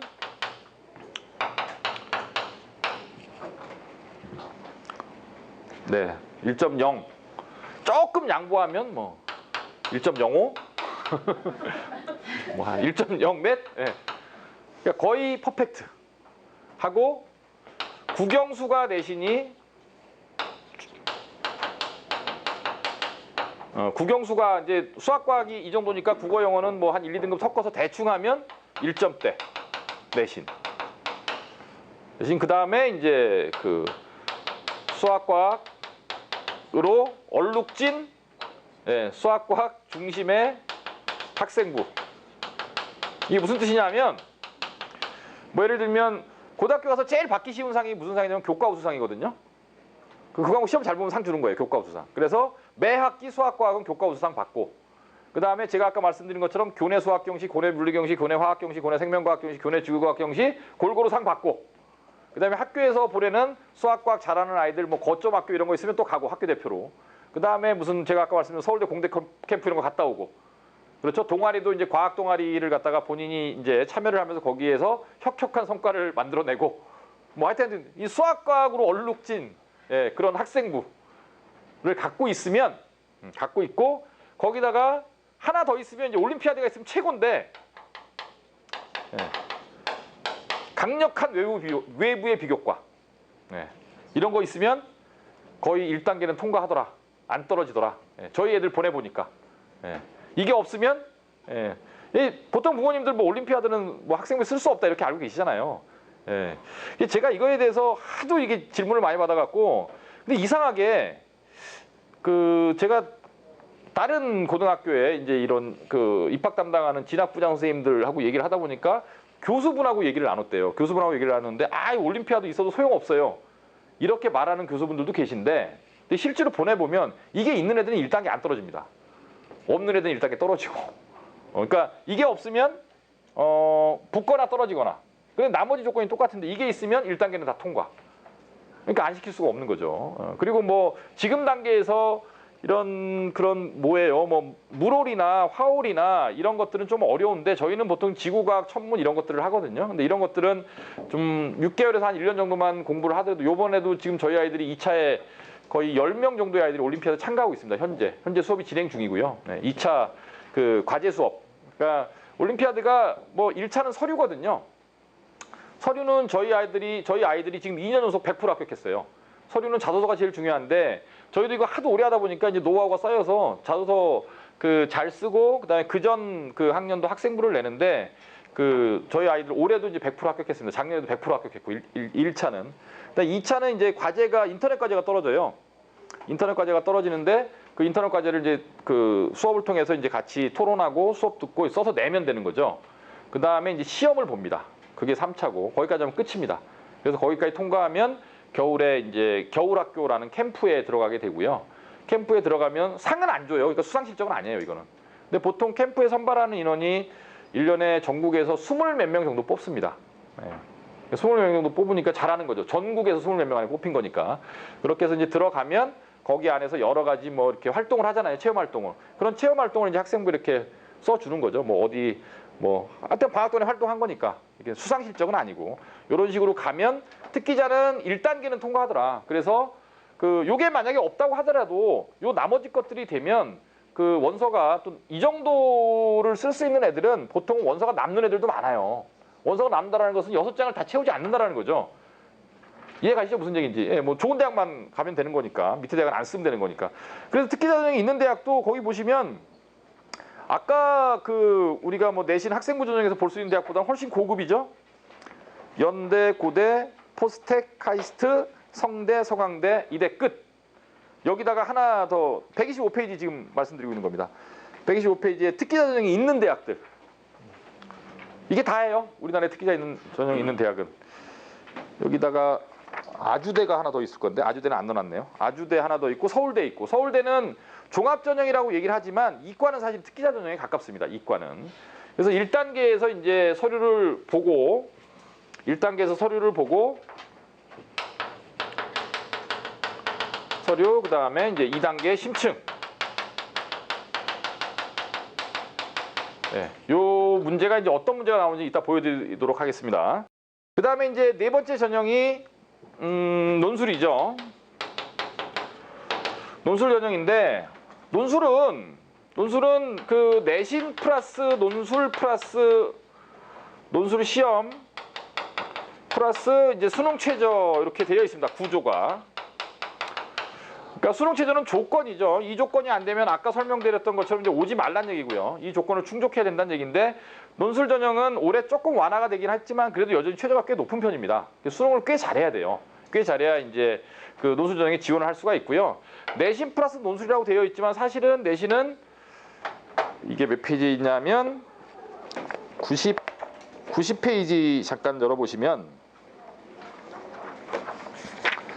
아니군요.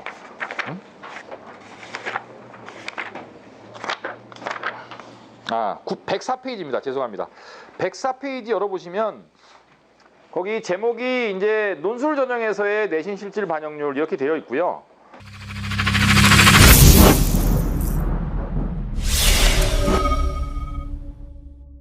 우리 이제 연대가 30%, 고대가 40% 이렇게 돼 있잖아요.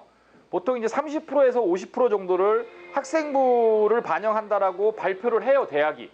그런데 왼쪽에 보시면 그 30% 중에 실제로 반영하는 점수가 몇 점이냐라고 이제 표로 만들어 놓은 거거든요.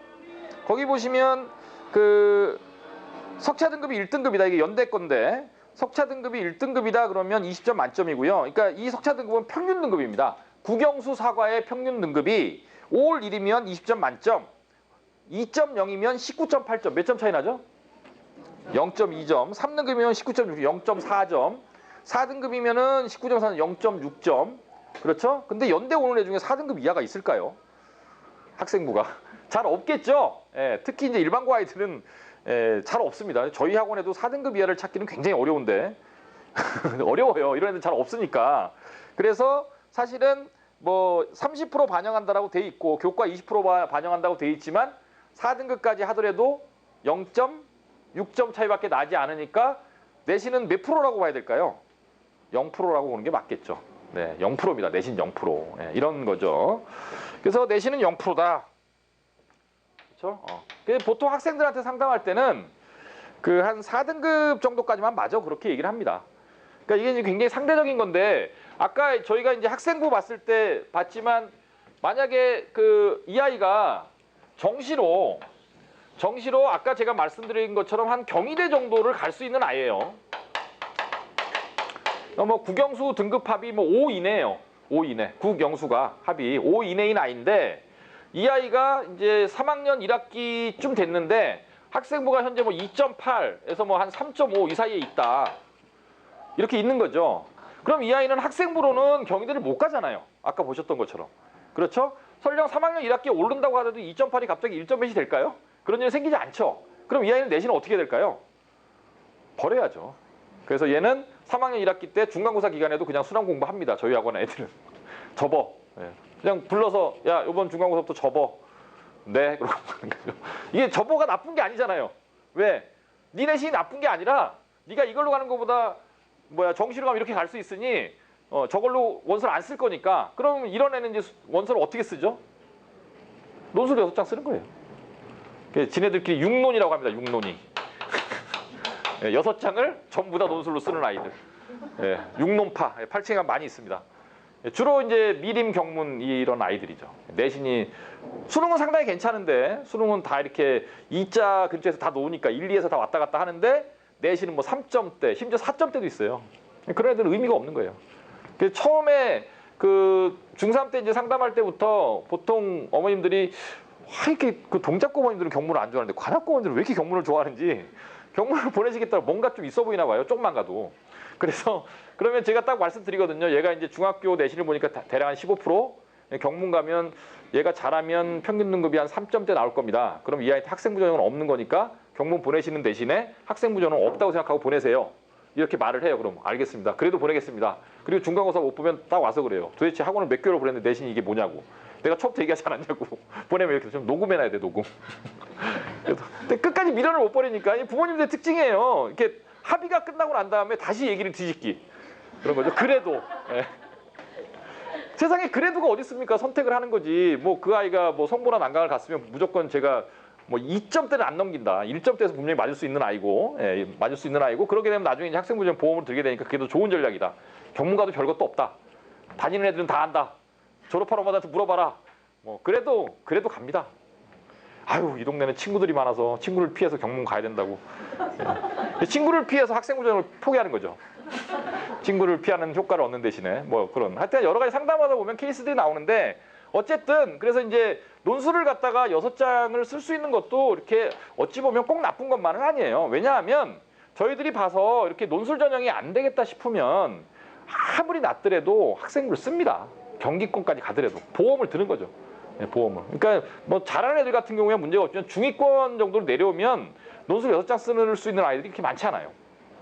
또 논술 준비가 돼 있다라는 거니까 저희가 올해도 이제 그 이 근처 M여고에 바로 옆에 M여고 있잖아요. 거기 그 학생인데 그 학생도 굉장히 좀 단단한 학생인데 제가 그 아이가 그 무슨 단곡이나 뭐 문과 아인데요. 단곡이나 뭐 그 정 안 되면 삼성이나 이런 데라도 보내면 동작이나 이런 데를 보내면 학생부 전형도 가능하다. 그런데 또 그런 어머님들 사이에서는 여학생의 경우에 여고를 선호하시는 그런 또 매니아층이 있거든요. 그래서 문형을 갔죠. 근데 처음부터 학생부 전형은 좀 만만치 않을 거니까 처음부터 이 아이는 논술 쪽으로 아예 처음부터 키우자. 공부를 열심히 하는 애거든요. 굉장히 성실하고. 그래서 할 수 있다 얘는 그렇게 말씀드렸는데 동의하셨어요. 동의하셨는데 1학기 내신이 끝났지. 1학년 1학기 내신이. 근데 또 이제 그 예상했던 대로 2.5를 넘어서는 내신이 나온 거죠. 그러니까 학생부 전형은 없는 거예요, 사실 걔한테는. 그래서 그 저는 마음속으로 차라리 잘 됐다고 생각했어요. 아, 이 어머님이 이제 학생부 전형 포기하시고 내 생각대로 이렇게 가겠구나. 그랬더니 어머님이 딱 오셔갖고 한 학기는 논술을 빼고 내신에 올인해 보겠다라는 거예요. 그러니까 그 12월 달에 한 녀석은 또 어디론가로 가버리고 네, 그렇게 되는 거죠. 근데 사실 그래도 아니 그 아이가 무조건 비관적으로 보는 게 아니라요. 잘해서 그 아이가 나중에 뭐 1.7, 1.8 이렇게 올라갈 수 있어요. 굉장히 열심히 하면. 그런데 그래도 그 아이의 눈높이에서 바라보는 대학은 못 씁니다. 그런 게 문제라는 거예요. 근데 그게 사실 금방 계산해 보면 아는 건데 당사자들은 그게 안 돼요. 그래서 제가 부모님들한테 항상 말씀드리는 게 이제 조금씩 아이한테 좀 손을 놔달라. 제발 성적표 좀 보지 마라. 성적표만 안 보면 아들과 엄마 사이가 얼마나 좋아집니까?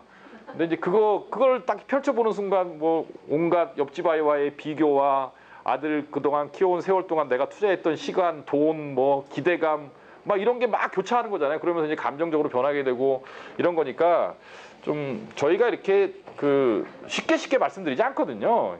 입시 딱 성적표를 보면 아 얘는 어떤 식으로 가는 게 이 아이에서 유리할 거다. 또 한 몇 개월만 가르쳐 보면 알죠. 얘는 이런 전형이 될 아이다 안 될 아이다. 그렇게 말씀드리면 그대로 따라주시는 게 제일 좋을 것 같고 어쨌든 논술 전형은 보셨던 것처럼 내신은 안 들어가는 거고요. 수능 최저는 조건이니까 결국 선발하는 건 논술 100%예요. 논술 100%로 뽑는 거고 그 논술은 이제 수리 논술만 보는 대학하고 수리 논술, 과학 논술을 보는 대학이 있는데 그 표가 그게 90페이지에 있군요. 네, 90페이지에 있는 표가 그겁니다. 이제 오른쪽엔 최저까지 같이 나와 있네요. 그래서 오른쪽에 이제 91페이지에 자연계열 논술 전형 개요 이렇게 되어 있는데 연대 논술 7대 3인데 아까 제가 말씀드린 것처럼 그 중에 교과 학생부 30% 중에 20%가 교과고 10%가 비교과거든요. 근데 비교과는 다 만점입니다. 모든 아이들이. 출결 뭐 이런 거거든요. 네, 출결 봉사 20시간 이상 만점, 뭐 출결 무단결석 5일 이내면 만점 뭐 이런 거라서 의미가 없는 거고요. 다 만점이고 학생부도 아까 말씀드린 내신도 다 만점이라 그랬으니까 결국 논술 100%의 최저가 근데 빡빡하죠. 4개 합 8등급. 둘둘둘둘 이대로 들어와라는 얘기죠. 4개니까. 그렇죠? 좀 빡빡합니다. 그다음에 그 말 나온 김에 이제 한국사 보시면 몇 등급이면 되는 거예요? 4등급. 이게 문과로 가면 3등급으로 변하거든요. 근데 이게 참 신기한 게 제가 해봤더니 저희가 고2에서 고3 올라갈 때 1학년 내신할 때 국사 하죠. 국사 1학년 내신에 있으니까. 그래서 고2에서 고3 넘어갈 때 한국사를 한번 해요. 예, 학생들이 혼자 해도 되는데 시간이 아까우니까 그냥 수업을 한번 해주는 거죠. 근데 문과 애들은 3월 모의고사부터 3등급 밑에가 없어요. 한 번 수업 딱 해주면은 3등급이면 70점이거든요. 절대평가니까. 70점 이상만 맞추면 되는데 이과 애들은 4등급을 못 맞아요. 정말 이 오묘합니다. 어떻게 이렇게 문과 이과가 정확하게 나눠지는지. 그래서 지금 3학년 아이들도 이제 조금 보정을 좀 안 되는 애들 좀 가르쳐갖고 지금 거의 다 4등급 안쪽인데 그 웬만한 아이면 국사 때문에 스트레스 받을 일은 안 생기실 것 같아요. 웬만한 아이면. 근데 가끔 이상한 애들이 있어서 60점을 못 맞아요. 60을 못 맞는 애들은 이걸 어떻게 해야 될지 그런 아이들이 가끔 있다. 그러나 대부분의 아이들은 그렇지 않으니까 스트레스는 안 받으셔도 될 것 같다라는 거고요. 결국 논술은 90페이지 보시면 금방 아실 수 있는 게 수리 논술만 보는 대학도 꽤 됩니다. 그런데 이제 문제가 뭐냐 하면 서강대, 한양대 정도의 원서를 쓰는 아이들은 연대, 고대, 성대, 중대를 꼭 같이 쓰게 돼 있습니다. 그렇죠? 원서를 6장을 쓰는데 그중에 논술 전형을 서너 장 정도 쓴다라고 가정해 봤을 때 한양대, 서강대 쓰는 애가 연대, 고대, 성대, 중대 중에 원서를 안 쓸 이유는 없잖아요. 그러니까 사실 이런 것들도 어느 대학이 뭐 보느냐라는 거는 3학년 때 가서 생기는 문제지 처음에는 그 수리 논술, 과학 논술을 같이 준비할 수밖에 없는 구조로 되어 있다라는 거죠. 고대가 논술을 없앴죠.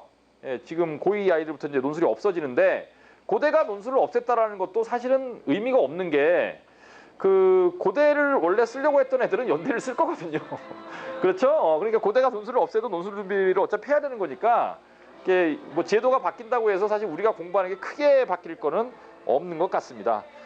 그다음에 이제 이게 제가 아까 특기자 전형도 일반고 애들 꽤 많이 붙는다는 얘기도 했고 제가 이 근처 학교들 이제 학생들하고 얘기를 하다 보면 묘한 기류를 느끼는데 뭐 안 그런 학교도 있지만 관내에 있는 대부분의 학교들은 밑에 있는 특기자나 논술 전형은 없다고 생각하는 경향이 있어요. 왜 그럴까 잘 모르겠는데 어쨌든 저는 그냥 여기에다가 이제 정시까지 있죠. 여기다 정시는 이제 수능 100%인데 저희 학원에 지금 이과인데요. 이과인데 한 아이는 구암이고 한 아이는 인원인데 얘네들 원서를 써야 되는데 굉장히 고민인 게 그러니까 연대를 쓸 거냐 안 쓸 거냐가 고민이거든요.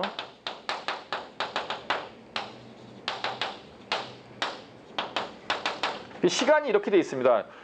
연대 논술을 10월 달에 보고요. 그다음 11월 16일, 17일 날 수능을 보고요. 11월 26일인가? 그 다음 주에 고대 논술을 봐요. 수능 전에 연대 논술이 있고 그다음에 수능을 보고 그다음에 이제 고대 논술을 보는 거죠. 근데 제가 아까 말씀드린 구암의 그 이과 고3 아이하고 인원에 있는 고3 이과에는 얘네들은 이과 애들인데 국어 영어를 아주 잘해요. 수학과학은 더 잘하죠. 그러니까 정시로 서울대를 충분히 생각해 볼 수 있는 그런 아이들인 거예요. 연고대도 충분히 생각해 볼 수 있고. 근데 만약에 연대는 썼다가 얘네들이 덜컥 붙어버리면 수능을 잘 봐도 못 가니까 이걸 써야 되냐 말아야 되냐 고민인 거죠. 이런 포인트가 하나 있고 고대는 수능 딱 보고 그날짜에 가채점에서 잘 봤네. 그러면 고대는 안 보내면 되잖아요. 그러면 이제 가군의 서울대, 나군의 연고대 중에 하나 딱 원서를 쓰면 간단한데 이런 행복한 고민이죠. 어찌 보면. 그렇죠. 굉장히 행복한 고민이죠. 그래서 제가 아까 이과 아이들이 국어 영어까지 잘하면 정말 구사할 수 있는 이게 많다. 그래서 이제 그 아이들은 이제 중학교 때부터 이제 국어 영어가 좀 돼 있는 아이들이었죠. 사실 들어올 때부터 꽤 괜찮은 아이들. 지금 심지어 뭐 영어 수업 안 듣고 있습니다. 뭐 거의 다 맞다시피 해서 그냥 수업 듣지 말라 그랬어요. 니네는 수학과 공부나 더 해라. 막판에나 좀 봐줄까 그러고 있는데 그래서 제가 이런 말씀 드리는 이유는 학교는 학교 상담 지금 이제 곧 입시 수시 상담 시즌이 돌아오는데 학교는 이상하게도 너무 학생부 중심적인 사고만 하는 경향이 좀 심해요. 근데 저는 이 5가지 전형이 다 있다라고 생각하거든요. 그리고 이 5가지 전형 중에서 어떤 학생이 어디에 유리하다를 계속 따지죠. 계속 보고 그거에 맞게 스케줄을 잡아서 고1 때부터 이렇게 진도를 짜는데 이게 좀 차이인 것 같고 논술도 이게 보시면 109페이지 아, 110페이지에 있네요. 110페이지에 보면 그게 뭐냐 하면 그 일반고 아이들이 논술 전형에 그 논술 보는 아이들을 100이라고 봤을 때 일반고 애들이 63% 정도 지원을 한다는 얘기고요. 그 중에 58% 정도 합격을 한다는 얘기입니다. 그러니까 논술 전형 일반고 애들이 절반을 더 붙잖아요. 그러니까 일반고냐 무슨 뭐 자사고 자율고냐 아니면 뭐 과고 영재고냐 이런 걸 떠나서 그 논술 시험이라는 거는 준비를 잘하면 붙는 거고 준비를 안 하면 못 붙는 거거든요. 그러니까 그 처음에 중상고일 때부터 이 아이가 논술 전형도 나중에 볼 가능성이 있다라고 판단을 하면 가르치면 되는 거죠. 그거에 맞게. 그럼 일반고 애들도 많이 붙어요. 저희가 작년에는 학생부를 제일 많이 갔고 재작년에는 논술을 제일 많이 갔죠. 예, 논술 많이 붙습니다. 저희 학원 애들. 그러니까 사실 무조건 안 되는 게 아닌데 그래서 이런 뭐 학생부 전형만이 마치 다인 것처럼 이런 그 이렇게 접근하는 도식은 조금 맞지 않는 것 같고요. 왜 이런 일이 생길까를 또 생각을 해보면 일단 이 학생부 전형은 학교에서 다 하는 거잖아요. 내신이고 비교과고. 근데 이 특기자나 논술은 사실 학교 안에 이런 것들을 해결할 수 있는 솔루션이 없는 학교가 대부분이죠. 예, 이거 뭐 빠른 선행을 기초로 해야 되고 특기자는 굉장히 특별하잖아요. 얘는 별도로 준비를 해야 되니까. 그 다음에 이제 논술도 마찬가지고 빠른 수학과학 그 선행을 바탕으로 이제 공부를 해야 되는 거니까. 근데 이제 학교에서는 이걸 갖다 공개적으로 할 수는 없고. 그 다음에 이상할 정도로 학생들이 학교 밖에서 뭘 하는 걸 별로 좋아하지 않기 때문에 이게 서초강남하고 관악동작의 차이입니다. 예, 서초강남은 아이들이 밖에서 하는 걸 당연하게 생각하고요. 관악동작은 아이들이 밖에서 뭘 하는 걸 되게 싫어합니다. 예, 그런 차이가 있어요. 예. 그러다 보니까 이런 전형으로 그러니까 저희가 이런 거죠. 저희가 이제 아까 올림피아드 말씀드렸는데 잠깐 올림피아드가 됐다 그러면은 처음에는 그 학교에서 거짓말하지 말라 그런 데도 있었고요. 근데 이게 사실 이런 그 올림피아드 겨울학교에 입소하고 그러면 저기 서초권 고등학교만 가도 교문에 플랜카드가 걸려요. 누구누구 학생 뭐 무슨 겨울학교 입소 이렇게. 근데 이제 저희 동네는 사실 이런 거를 하는 데들이 없다 보니까 사실은 논술 같은 게 상시적으로 그 저희가 보통 이제 고2부터는 이제 논술반이 개설이 되는데 상시적으로 그 논술반을 그 운영하는 학원도 사실 거의 관악동작에는 없는 것 같아요. 예, 저희는 지금 저희 학원에 수리논술을 1년 내내 작년 여름방학부터 고2들이 시작해갖고 지금까지 쭉 끌고 오고 있는데 수리논술만 준비하는 아이들이 저희가 한 50명쯤 될 거예요. 예, 그런데 그런 학원이 잘 없다 보니까 그러니까 학교에서도 그 뭔가 솔루션이 없고 그 다음에 학원에서도 이런 걸 학원이 많지 않다 보니까 그런 문화 자체가 지역에 없는 거죠. 그렇죠? 문화가 지역에 없으니까 이런 걸로 대학을 보낸다 그러면 이제 잘 믿질 않는 거죠. 뭐 그런 문제가 있습니다. 그래서 여기 보시면 맨 뒤에 보시면 171페이지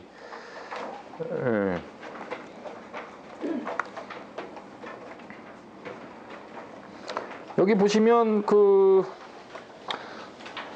두 번째 칸에 최근 2년간 대학 진학 실적 이렇게 되어 있잖아요.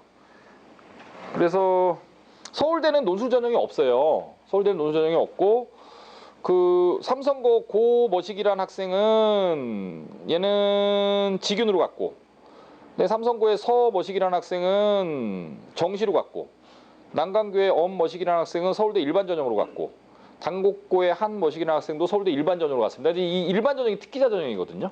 제가 아까 말씀드린 특기자 전형이고, 그 중에 이제 단곡고의 한머라는 학생이 이제 그 올림피아드 했던 학생이고, 그 다음에 난강고의 엄머라는 학생은 올림피아드는 없는데 얘가 이제 수학과학 1.0이에요. 전교과 1점대 초반이고 교내 각종 경시대에 싹쓸이 하고, 예, 얘는 뭐 다른 거 없습니다. 그러니까 이게 특히 이과는요, 그런 그 학교에서 이렇게 무슨 수학과학 외의 활동 같은 거를 좀 안 하면 대학을 못 갈 것처럼, 예를 들면 학교 행사에 참여를 안 한다, 방과후 학교 안 하면 학생부에 써줄 게 없다, 이런 말이 적어도 이과에서는 의미가 없는 말인 것 같습니다. 왜냐하면 이 난강고 애가 근데 이 아이도 학생부가 굉장히 허전해요. 굉장히 허전한데 얘는 학생부에 수학과학밖에 없어요. 그러고 그 다음에 그 밑에 가 보시면 이제 고대의 광신고의 강 누구 있죠? 얘도 이제 작년에 간 아이인데 이 아이도 얘는 3년 내내 심화반에 한 번도 들어간 적이 없어요. 들어간 적 없고 8층에 있는 별무반에서 3년 내내 공부를 한 아이인데, 예, 근데 얘가 학생부 그 얘가 뭘로 갔냐면 학교장 추천으로 갔죠. 학교장 추천은 전형적인 학생부 전형이거든요. 예, 근데 얘도 마찬가지로 학생부에 뭐가 없어요. 근데 수학, 과학은 많습니다. 그러니까 제가 이렇게 쭉 보내다 보면 이과는 종합 전형도 다 뭐 무슨 봉사니 뭐 동아리니 사실 그게 크게 의미가 없는 것 같아요. 그래서 대학에 계시는 분들은 그런 생각을 하시는 것 같아요.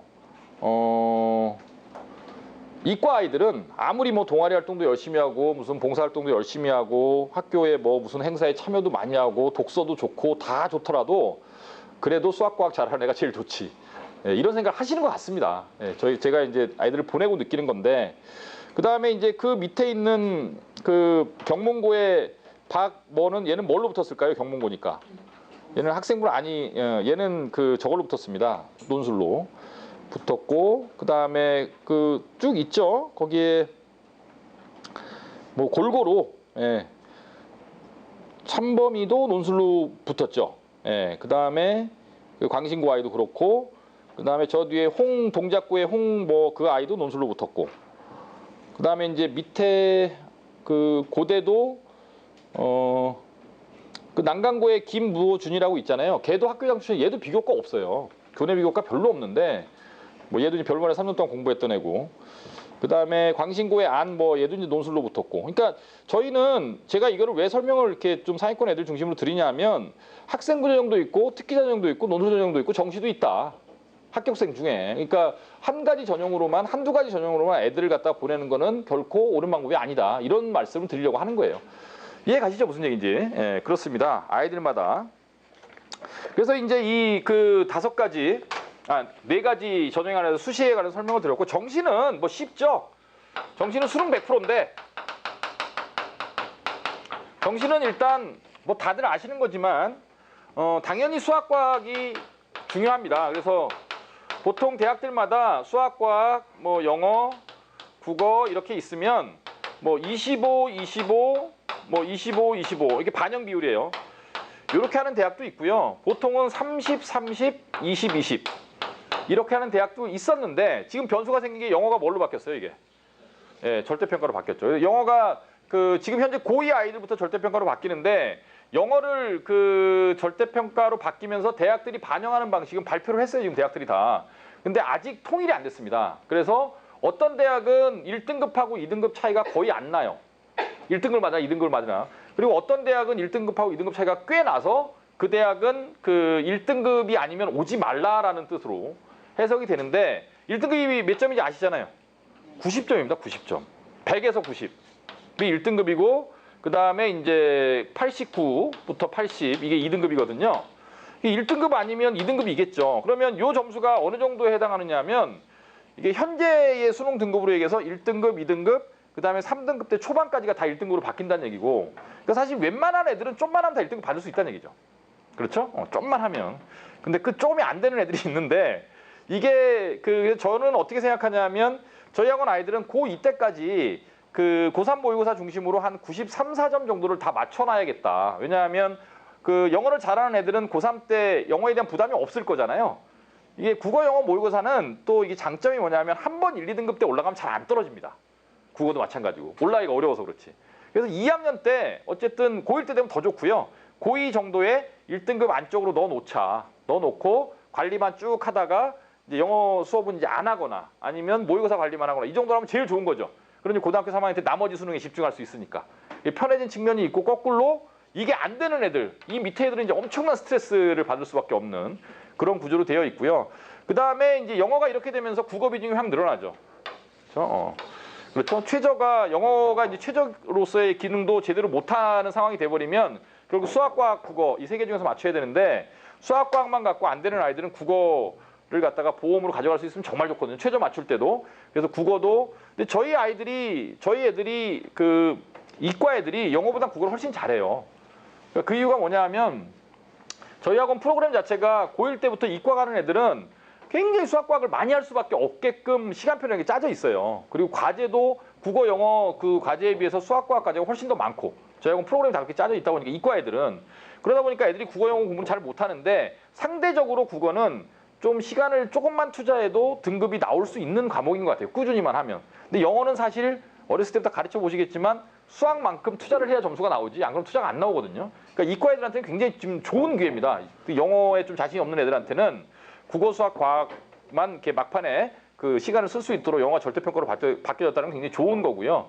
그 다음에 그 한국사는 제가 아까 말씀드렸고 4등급이면은 다 어느 대학인지 그 상관없기 때문에 4등급 맞추면 된다. 큰 걱정 안 하셔도 될 것 같다. 그리고 이제 변수는 이제 또 하나의 변수는 수학이 변했다라는 건데 출제 범위가 수학 출제 범위가 미적분 2하고 그 다음에 기백하고 확통하고 이렇게 변했거든요. 그래서 지금 이과 애들은 물론 미적분 2, 여기서 이제 빠진 게 미적분 1이잖아요. 예전 법에서 빠진 게 미적분 1인데 미적분 1이 빠졌다고 해서 뭐 미적분 1을 몰라도 된다는 얘기는 절대로 아니죠. 미적분 1에서 배운 거 갖고 미적분 2를 하는 거니까. 근데 이제 그 어쨌든 이렇게 범위가 딱 정해지게 되면 우리 아이들 입장에서는 빨리 이거를 한번 끝내고 2회독, 3회독, 4회독 하면서 점점 더 어려운 문제를 다루는 그런 걸로 넘어가는 게 중요하거든요. 그래서 그 시점을 빨리 가져오는 게 중요한데 제 생각에는 확통은 사실 애들이 이렇게 시간을 많이 뺏기지 않습니다. 결국 2개거든요. 이 2개가 정말 오래 걸리고 어려워하는데 한 2학년 기준으로 한 여름방학 정도까지 1회독이 끝나면 그 수능 보러 가기 전에 한 서너 바퀴는 돌고 가요. 그러니까 그 정도 진도를 목표로 하시면 가장 일반적인 진도가 될 것 같다. 제 생각이 그렇습니다. 그러니까 그때까지만 끝나면 2학년 여름까지만. 그래서 지금 빠른 애들은 뭐 2바퀴째 돌고 있는 애들도 있고 한데 그 일반적인 경우에는 그렇고 거꾸로 고등학교 2학년이 다 끝나가는데 이걸 한 번도 안 했다. 그러면 그게 문제인 거죠. 그렇죠? 너무 빠른 것도 문제가 될 건 없겠지만은 제대로만 해놓는다면. 근데 이제 가끔 저희들이 제일 당혹스러운 학생들은 어떤 학생이냐면 딱 왔는데 다 했대요. 미적분 안 됐고 미적분 2도 했고 다 했대요. 그리고 뭐 물화생지 뭐 원은 하이탑으로 한 바퀴 돌렸고 이런 애들. 근데 시험을 보면 뭐 미적분 1 30점, 미적분 2 10점, 기백은 다 아는데 하나도 못 풀겠다 빵점, 물리원 15점, 화학원 이게 그래서 수업을 그러면 너무 애매해요. 차라리 거꾸로 이런 아이들이 더 좋아요.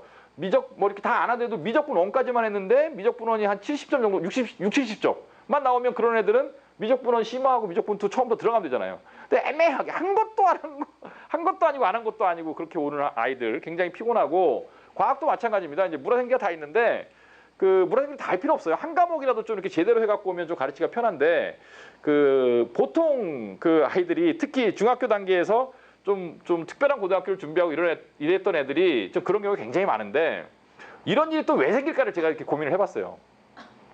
저희는 예를 들면 뭐 물리원 하나 가르친다. 그러면 그 수업을 하겠죠. 수업을 하고 반드시 과제가 나가고요. 그 다음에 그 사이언스 데이라 그래서 일주일에 한 번씩 반드시 문제풀이를 시킵니다. 확인을 다 시켜요. 확인을. 실제로 했는지 안 했는지. 그런데 이게 그 보통 중학교 단계에서 이제 물화생지를 진행하는 학원들은 한 번 했다가 중요한 것 같아요. 포인트가 이걸 갖다가 얼만큼 점수를 맞냐가 아니라 한 번 했다. 그래서 제가 과학 선생님들한테도 항상 물원이 한 번 끝나면 수능에 이제 20문제가 나옵니다. 과학 물원 수능이 20문제가 나오는데 2점짜리가 10문제고 3점짜리가 10문제거든요. 그럼 한 번이 끝났다라는 건 2점짜리는 다 맞춘다는 뜻이다. 이렇게 해야 한 번이 끝나는 거다. 근데 실제로 그 물화생지를 한 번 어디까지 하고 왔다라고 이제 얘기하는 애들이 문제를 풀려보면은 뭐 2점짜리가 뭐예요. 내신 문제도 못 푸는 애가 허다한데 이제 이런 문제가 있습니다. 그래서 과학도 좀 진도 같은 걸 나가실 때 너무 이렇게 겉으로 보여지는 뭐 어디까지 끝냈다 이런 거에 좀 휘둘리지 마시고 좀 실질적으로 하나를 하더라도 그게 정말 중요한 것 같습니다. 아이들한테는. 자, 그 다음에 이제 제가 이제 이 5가지 전형을 쭉 설명을 드렸고요. 정시는 갖고 갈 수 있으면 제일 좋다라고 말씀드렸죠. 그리고 아까 제가 뭐 어떤 얘는 정시도 있다 이런 말씀 드리면서 국어 영어도 잘하면 가져갈 수 있는 있으면 제일 좋다. 그런데 그 기본적으로 뭐 전부 다 잘하지 못하는 학생들도 여기에 써놓은 하나, 둘, 셋, 넷 5가지 전형 중에서 메인 전형 하나는 꼭 가져가야 되는데요. 제 생각에는 이 논술을 메인 전형으로 가져가는 게 가장 좋습니다. 이걸 메인 전형으로 가져가고 위에 3개를 할 수 있으면 하고 안 되면 말고 그 다음에 논술을 가져가면서 이 논술을 한다는 얘기 결국 수학과학이거든요. 이게 된다는 얘기는 국어만 하면 이것도 된다는 얘기거든요. 사실. 그렇죠. 예, 그러니까 논술 전형을 메인 전형으로 삼고 논술을 준비할 수 있는 아이를 만들기 위해서 수학과학 진도를 짜가는 것. 그게 중요한 것 같아요. 수학과학 진도 운영이 제일 중요한데 언제까지 뭐 하고 언제까지 뭐 하고 이런 거 있잖아요. 그래서 저희가 고1 같은 경우에 이제 그 6반 체계였는데 지금 여름방학 때부터 NS1, NS2, NS3 이제 1% 이렇게 이제 이과를 4반으로 이제 출발을 시킵니다. 그러니까 고등학교는 2학년 때부터 문이과를 계열 분리를 하잖아요. 근데 저희 학원은 여름방학부터 해요. 여름방학 때 문과 이과를 나누게 되고 이과 애들이 이제 별도로 반편성이 되게 되는 거죠. 이렇게 4단계를 반편성을 하는데 지금 1% 아이들이 이제 미적분 2가 한참 나가 있는 상태. 얘는 미적분 1은 이제 2번 끝난 걸로 제가 알고 있고 요번 여름방학 때 이제 기백하면 진도가 다 끝나죠. 그런 거고 얘네들이 이제 미적분 1부터 이제 시작되는 거고 그다음에 여기도 마찬가지일 거고요. 얘네들이 문제인데 이과를 가야 되는데 진도가 너무 느려서 이걸 갖다가 이제 방학 중간에 시간을 확 늘리죠. 그래서 얘네들은 다른 수업에 대한 부담을 좀 줄이고 수학만 집중할 수 있도록 국어, 영어, 시수를 줄이고 뭐 이런 걸 진행을 하는데 그러니까 이과를 가는 애들은 수업의 끝이 그러니까 수학의 지금 이게 다 수학반 이름인데요. 수학의 끝이 문과는 수능이잖아요. 그래서 문과 애들이 봐야 되는 제일 어려운 시험은 수능이잖아요. 물론 일부 학교에 그 문과에서도 수리논술을 보는 대학이 있는데 거기는 그 수리논술은 뭐 자료 해석이나 통계나 이런 거에 지엽적이거든요. 그래서 이제 결국 수능만 보면 되는데 문과 애들은 제가 아까 처음에 제일 중요한 시험이 뭐라고 말씀드렸죠? 다 까먹으셨죠? 1시간 지났으니까.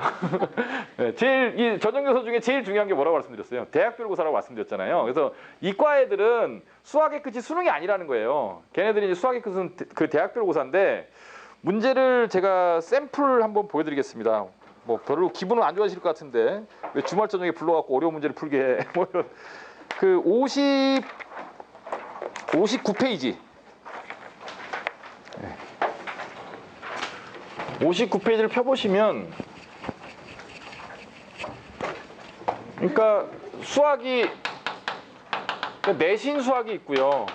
그 다음에 수능 수학이 있고 그 다음에 이 가운데 이제 뭐 교내경시 같은 게 있죠. 교내경시 수학도 있고 그 다음에 이제 수리 논술도 있고 그 다음에 이제 수리 구술도 있고 이걸 갖다 면접이라고 하는 거거든요. 이런 형태의 이제 수학 문제들이 있습니다. 이게 우리 아이들이 봐야 되는 거고 문과는 여기까지 하면 끝나는 거고 이과는 여기까지 가야 된다는 얘기를 지금 하고 있는 거고요. 거기 보시면 이게 59페이지에 있는 문제가 이게 면접 문제입니다. 그러니까 면접이 부모님들이 보통 생각하시는 면접은 면접하러 가면 그래 교복 이쁘다 어디 사니 아버지 뭐 하시냐 뭐 이런 거여야 되는데 지금 현재 대학에서 이과 애들한테 물어보는 면접은 이런 걸 물어봐요. 읽어보면 뭔지 뭐 정확하게는 잘 모르겠지만은 이게 굉장히 어려운 수학이라는 느낌은 오시죠? 밑에 2번 문제도 보시면 이건 뭔가요? 뭐 도형 직각삼각형도 있고 그 다음에 수열 개념도 들어가 있고 뭐 기하적인 개념도 당연히 들어가 있고 그 다음에 뭐 극한 개념도 들어가 있고 이런 문제인 것 같고요. 그렇죠? 그 다음 장에 보시면 이거는 이제 서울대 문제인데요. 이게 지금 6번까지 3번, 4번, 5번, 6번인데 각각 문제마다 작은 문제가 2개 내지 3개씩 달려 있죠. 그래서 요거를 면접을 보러 가면 대기실에서 이걸 줍니다. 그래서 시간을 몇 분을 줘요. 풀으라고. 그럼 이걸 푸는 거예요. 그래서 이걸 자기가 이제 풀어갖고 들어가면 그 면접 보러 들어가면은 이렇게 보통 화이트보드 같은 게 있어요. 그럼 그거에서 풀면서 교수 앞에서 설명하는 거예요. 그럼 추가 질문이 들어오고. 그래서 보통 일반적으로 한 60-70% 정도를 맞추면 무조건 합격이라고 알려져 있습니다. 문제가 어려운 해 같은 경우는 절반만 맞춰도 합격. 그 얘기는 뭐냐면 뭐 절반을 여기에서 못 풀면 그냥 떨어지는 거죠. 3년 동안 열심히 해서 1단계 서류 통과하고 시험 보러 왔는데 그러니까 이런 수학을 풀 수 있는 아이로 이제 만들어야 된다는 거죠. 이게 보통 서울대 심층면접 문제가 우리나라에서 가장 어려운 수학 문제라고 보통 얘기하는 시험이에요. 그리고 포공 서울대 심층면접 이게 면접 문제거든요. 이런 거고 그 다음에 조금 넘어가서 71페이지에 보시면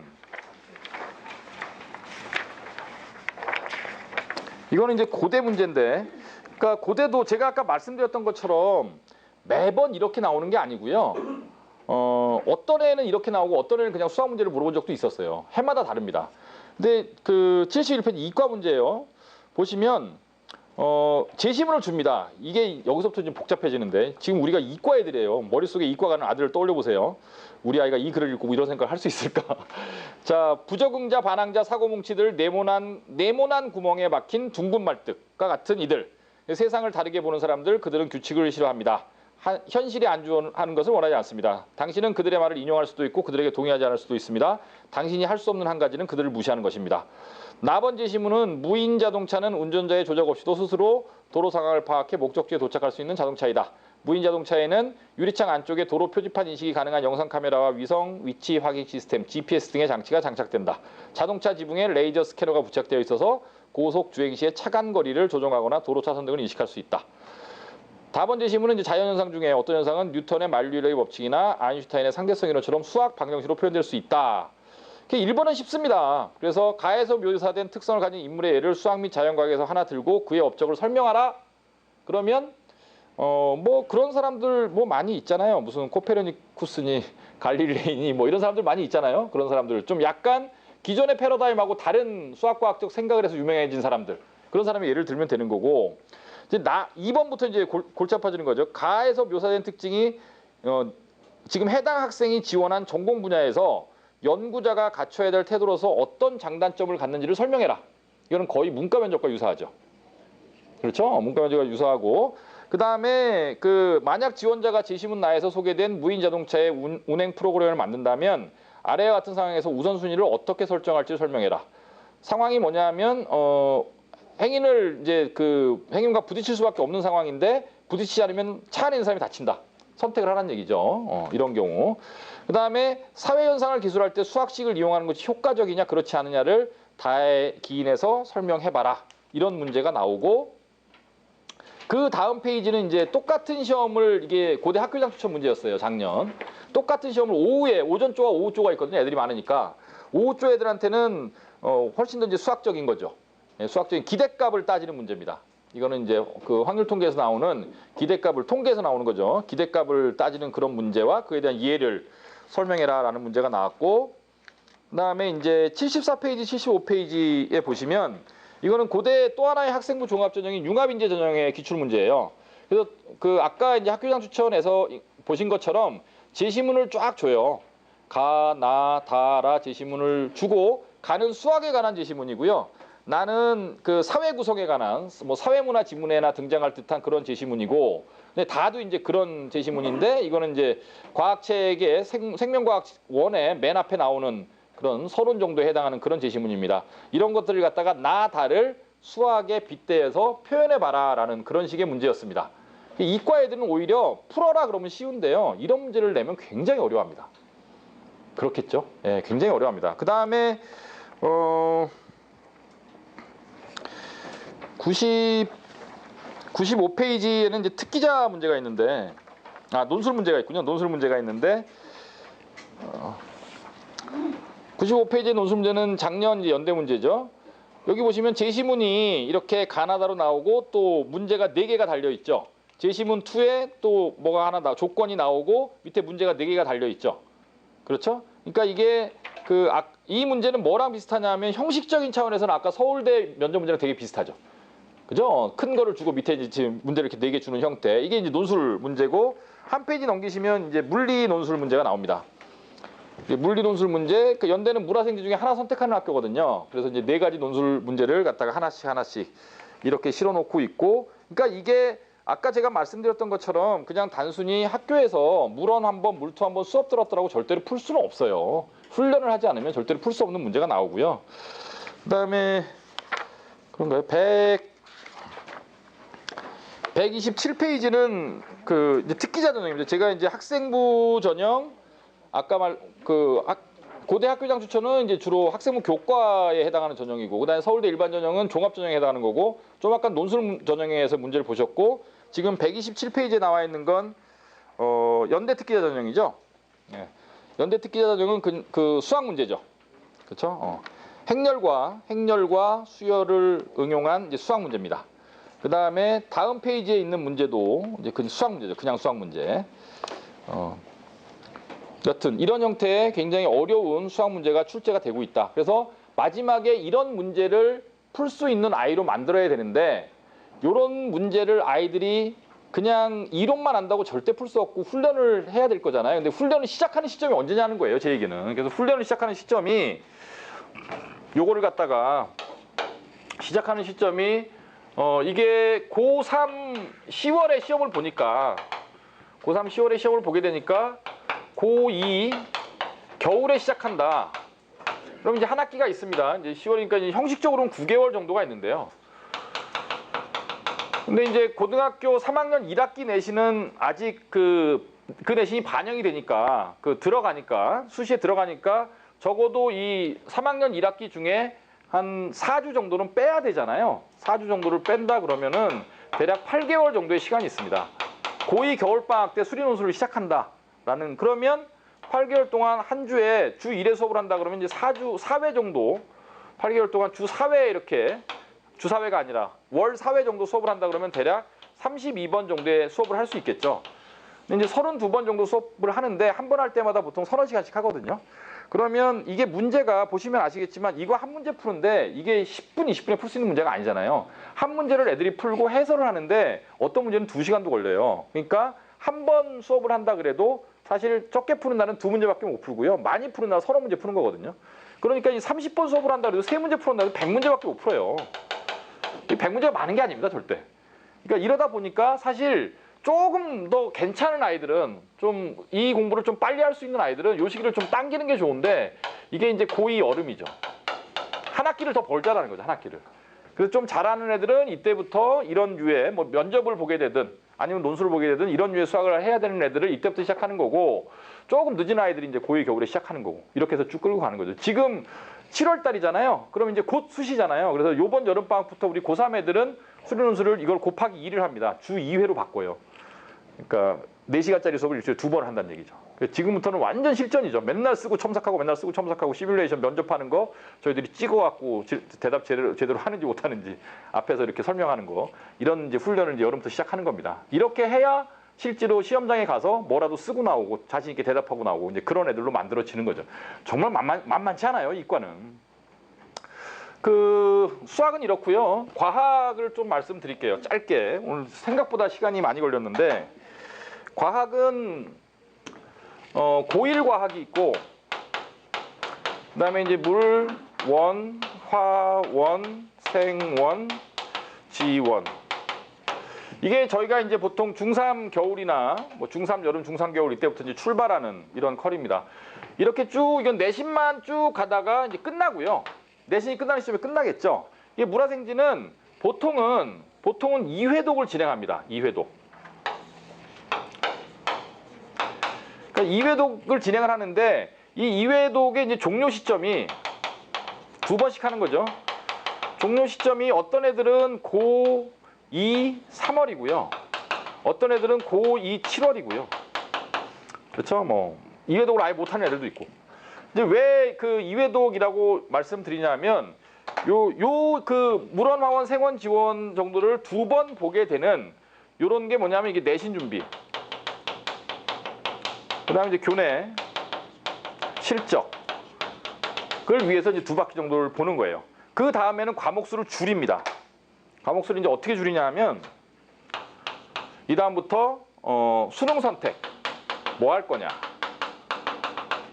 그 다음에 논술 선택 뭐 할 거냐. 그 다음에 내신 자녀 과목. 이 뭐가 남았냐. 이게 학교에 따라서 고등학교 2학년 이렇게 1학기가 있고 2학기가 있으면 그러니까 물화생지를 쭉 하는 학교가 있고요. 한 학기 내내. 이 물화생지 1을 갖고 쭉 한 학기 내내 하는 학교가 있고 1학기에 뭐 물리, 지학, 2학기에 화학, 생물. 이게 보통 2가지 패턴이 있어요. 무슨 말인지 아시겠죠? 4과목이니까 한 학기에 2과목씩 하는 학교가 있고 그냥 1년 내내 4과목을 다 하는 학교가 있고. 그래서 이제 2바퀴 정도 하면 애들이 내신 정도는 혼자 공부할 수 있는 수준까지는 가거든요. 그래서 이런 학교 같은 경우에는 2학년 1학기 물리, 지학이 내신이 끝났어요. 근데 얘는 수능 선택을 뭐 물리작을 안 할 거예요. 그럼 얘한테 물리작은 이제 의미가 없잖아요. 그럼 이제 물리작 수업은 이제 빼버리는 거죠, 여기서. 이해 가시죠, 무슨 얘기인지. 그 다음에 이제 그 여기에서 논술 선택을 한다. 그럼 이거는 반이 이제 그 저희가 PM, 뭐 CM, BM 뭐 이런 형태의 반들이 있는데 이게 다 마스터 반들이에요. 그래서 이제 PM이라는 거는 물리 마스터, 피직스, CM이라는 거는 케미스트리 마스터, 그 다음에 BM이라는 건 바이올로지 마스터 그래갖고 그 내가 논술에서 물리를 하겠다, 화학을 하겠다, 그다음에 생물을 하겠다를 정해서 그걸 갖다 이제 심화를 시키고 2를 들어가는 거죠. 1에서 2로 이어져서 논술반까지 쭉 가게 되는. 그래서 과학은 처음 시작할 때는 2가지 방법이 있는데 보통 일반적인 아이들은 이렇게 시킵니다. 일반적인 아이들은 이제 그 물화생지를 갖다가 원 과목을 처음 같이 출발을 시키고요. 그 다음에 그 고1 과학은 사실 이거는 학교가 배정이 돼야 돼요. 어떤 학교는 고1 과학을 안 하는 학교도 있어요, 아예. 아예 안 하는 학교도 있기 때문에 중3에서 고등학교 넘어갈 때 학교가 배정이 되면 그 학교에서 이제 내신을 하게 되는 경우에 저걸 시키고 안 하면 또 안 시키면 되는 거니까. 그래서 이제 보통 2바퀴를 돌리는 이유는 제가 아까 말씀드린 대로 어쨌든 자기가 나중에 선택을 하든 안 하든 교내상 같은 건 받아야 되는 거고, 그 다음에 어떤 학교도 원을 4과목 다 안 하는 학교는 없으니까 내신을 해야 되잖아요. 내신을 해야 되니까 이제 2바퀴 시키는 거고, 그 다음부터는 이제 경우의 수가 굉장히 많아져요. 뭐 논술은 뭐 예를 들면 화학을 하는데 그 선택은 뭐 화원이랑 뭐 생원을 하는 아이도 있고, 그 다음에 논술은 이제 물리를 하는데 그 투 선택을 물투를 하고 하나를 뭐 지원을 갖다 수능을 하는 아이도 있고. 그럼 이제 그 학생에 따라서 경우의 수가 굉장히 많이 달라지기 때문에 그 반들이 다 있어야 되죠. 그래서 과학반이 굉장히 종류가 많을 수밖에 없는 거예요. 지금 저희 학원에 있는 과학반이 하나, 둘, 셋, 넷, 다섯, 여섯, 일곱, 한 24반 정도 있는 것 같은데 과목별로. 굉장히 종류가 많죠. 그래서 뭐 물리는 인류가, 화학은 인류가, 생명과학은 인류가 막 이렇게 조합을 시키는 거죠. 한 바퀴 돌면 어디로 보내고 한 바퀴 돌면 어디로 보내고 그 테스트를 해갖고. 그래서 과학반 운영하는 게 사실은 수학반 운영하는 것보다 훨씬 어렵습니다. 그리고 과학반은 설명을 해도 학생들도 잘 이해를 못하는 경우가 많고요. 왜 네가 지금 이 과정을 해야 되는지 설명을 해도. 그러다 보니까 과학 과정을 제가 다른 사실 학원이나 이런 데들은 그냥 물리원 한 반, 2반 이 정도밖에 없는데 저희는 물리원을 한 반만 5반이 넘거든요. 5반, 6반. 보통 5반이면 6반인데 요번 여름방이 6반입니다. 물리원을 하는 반만.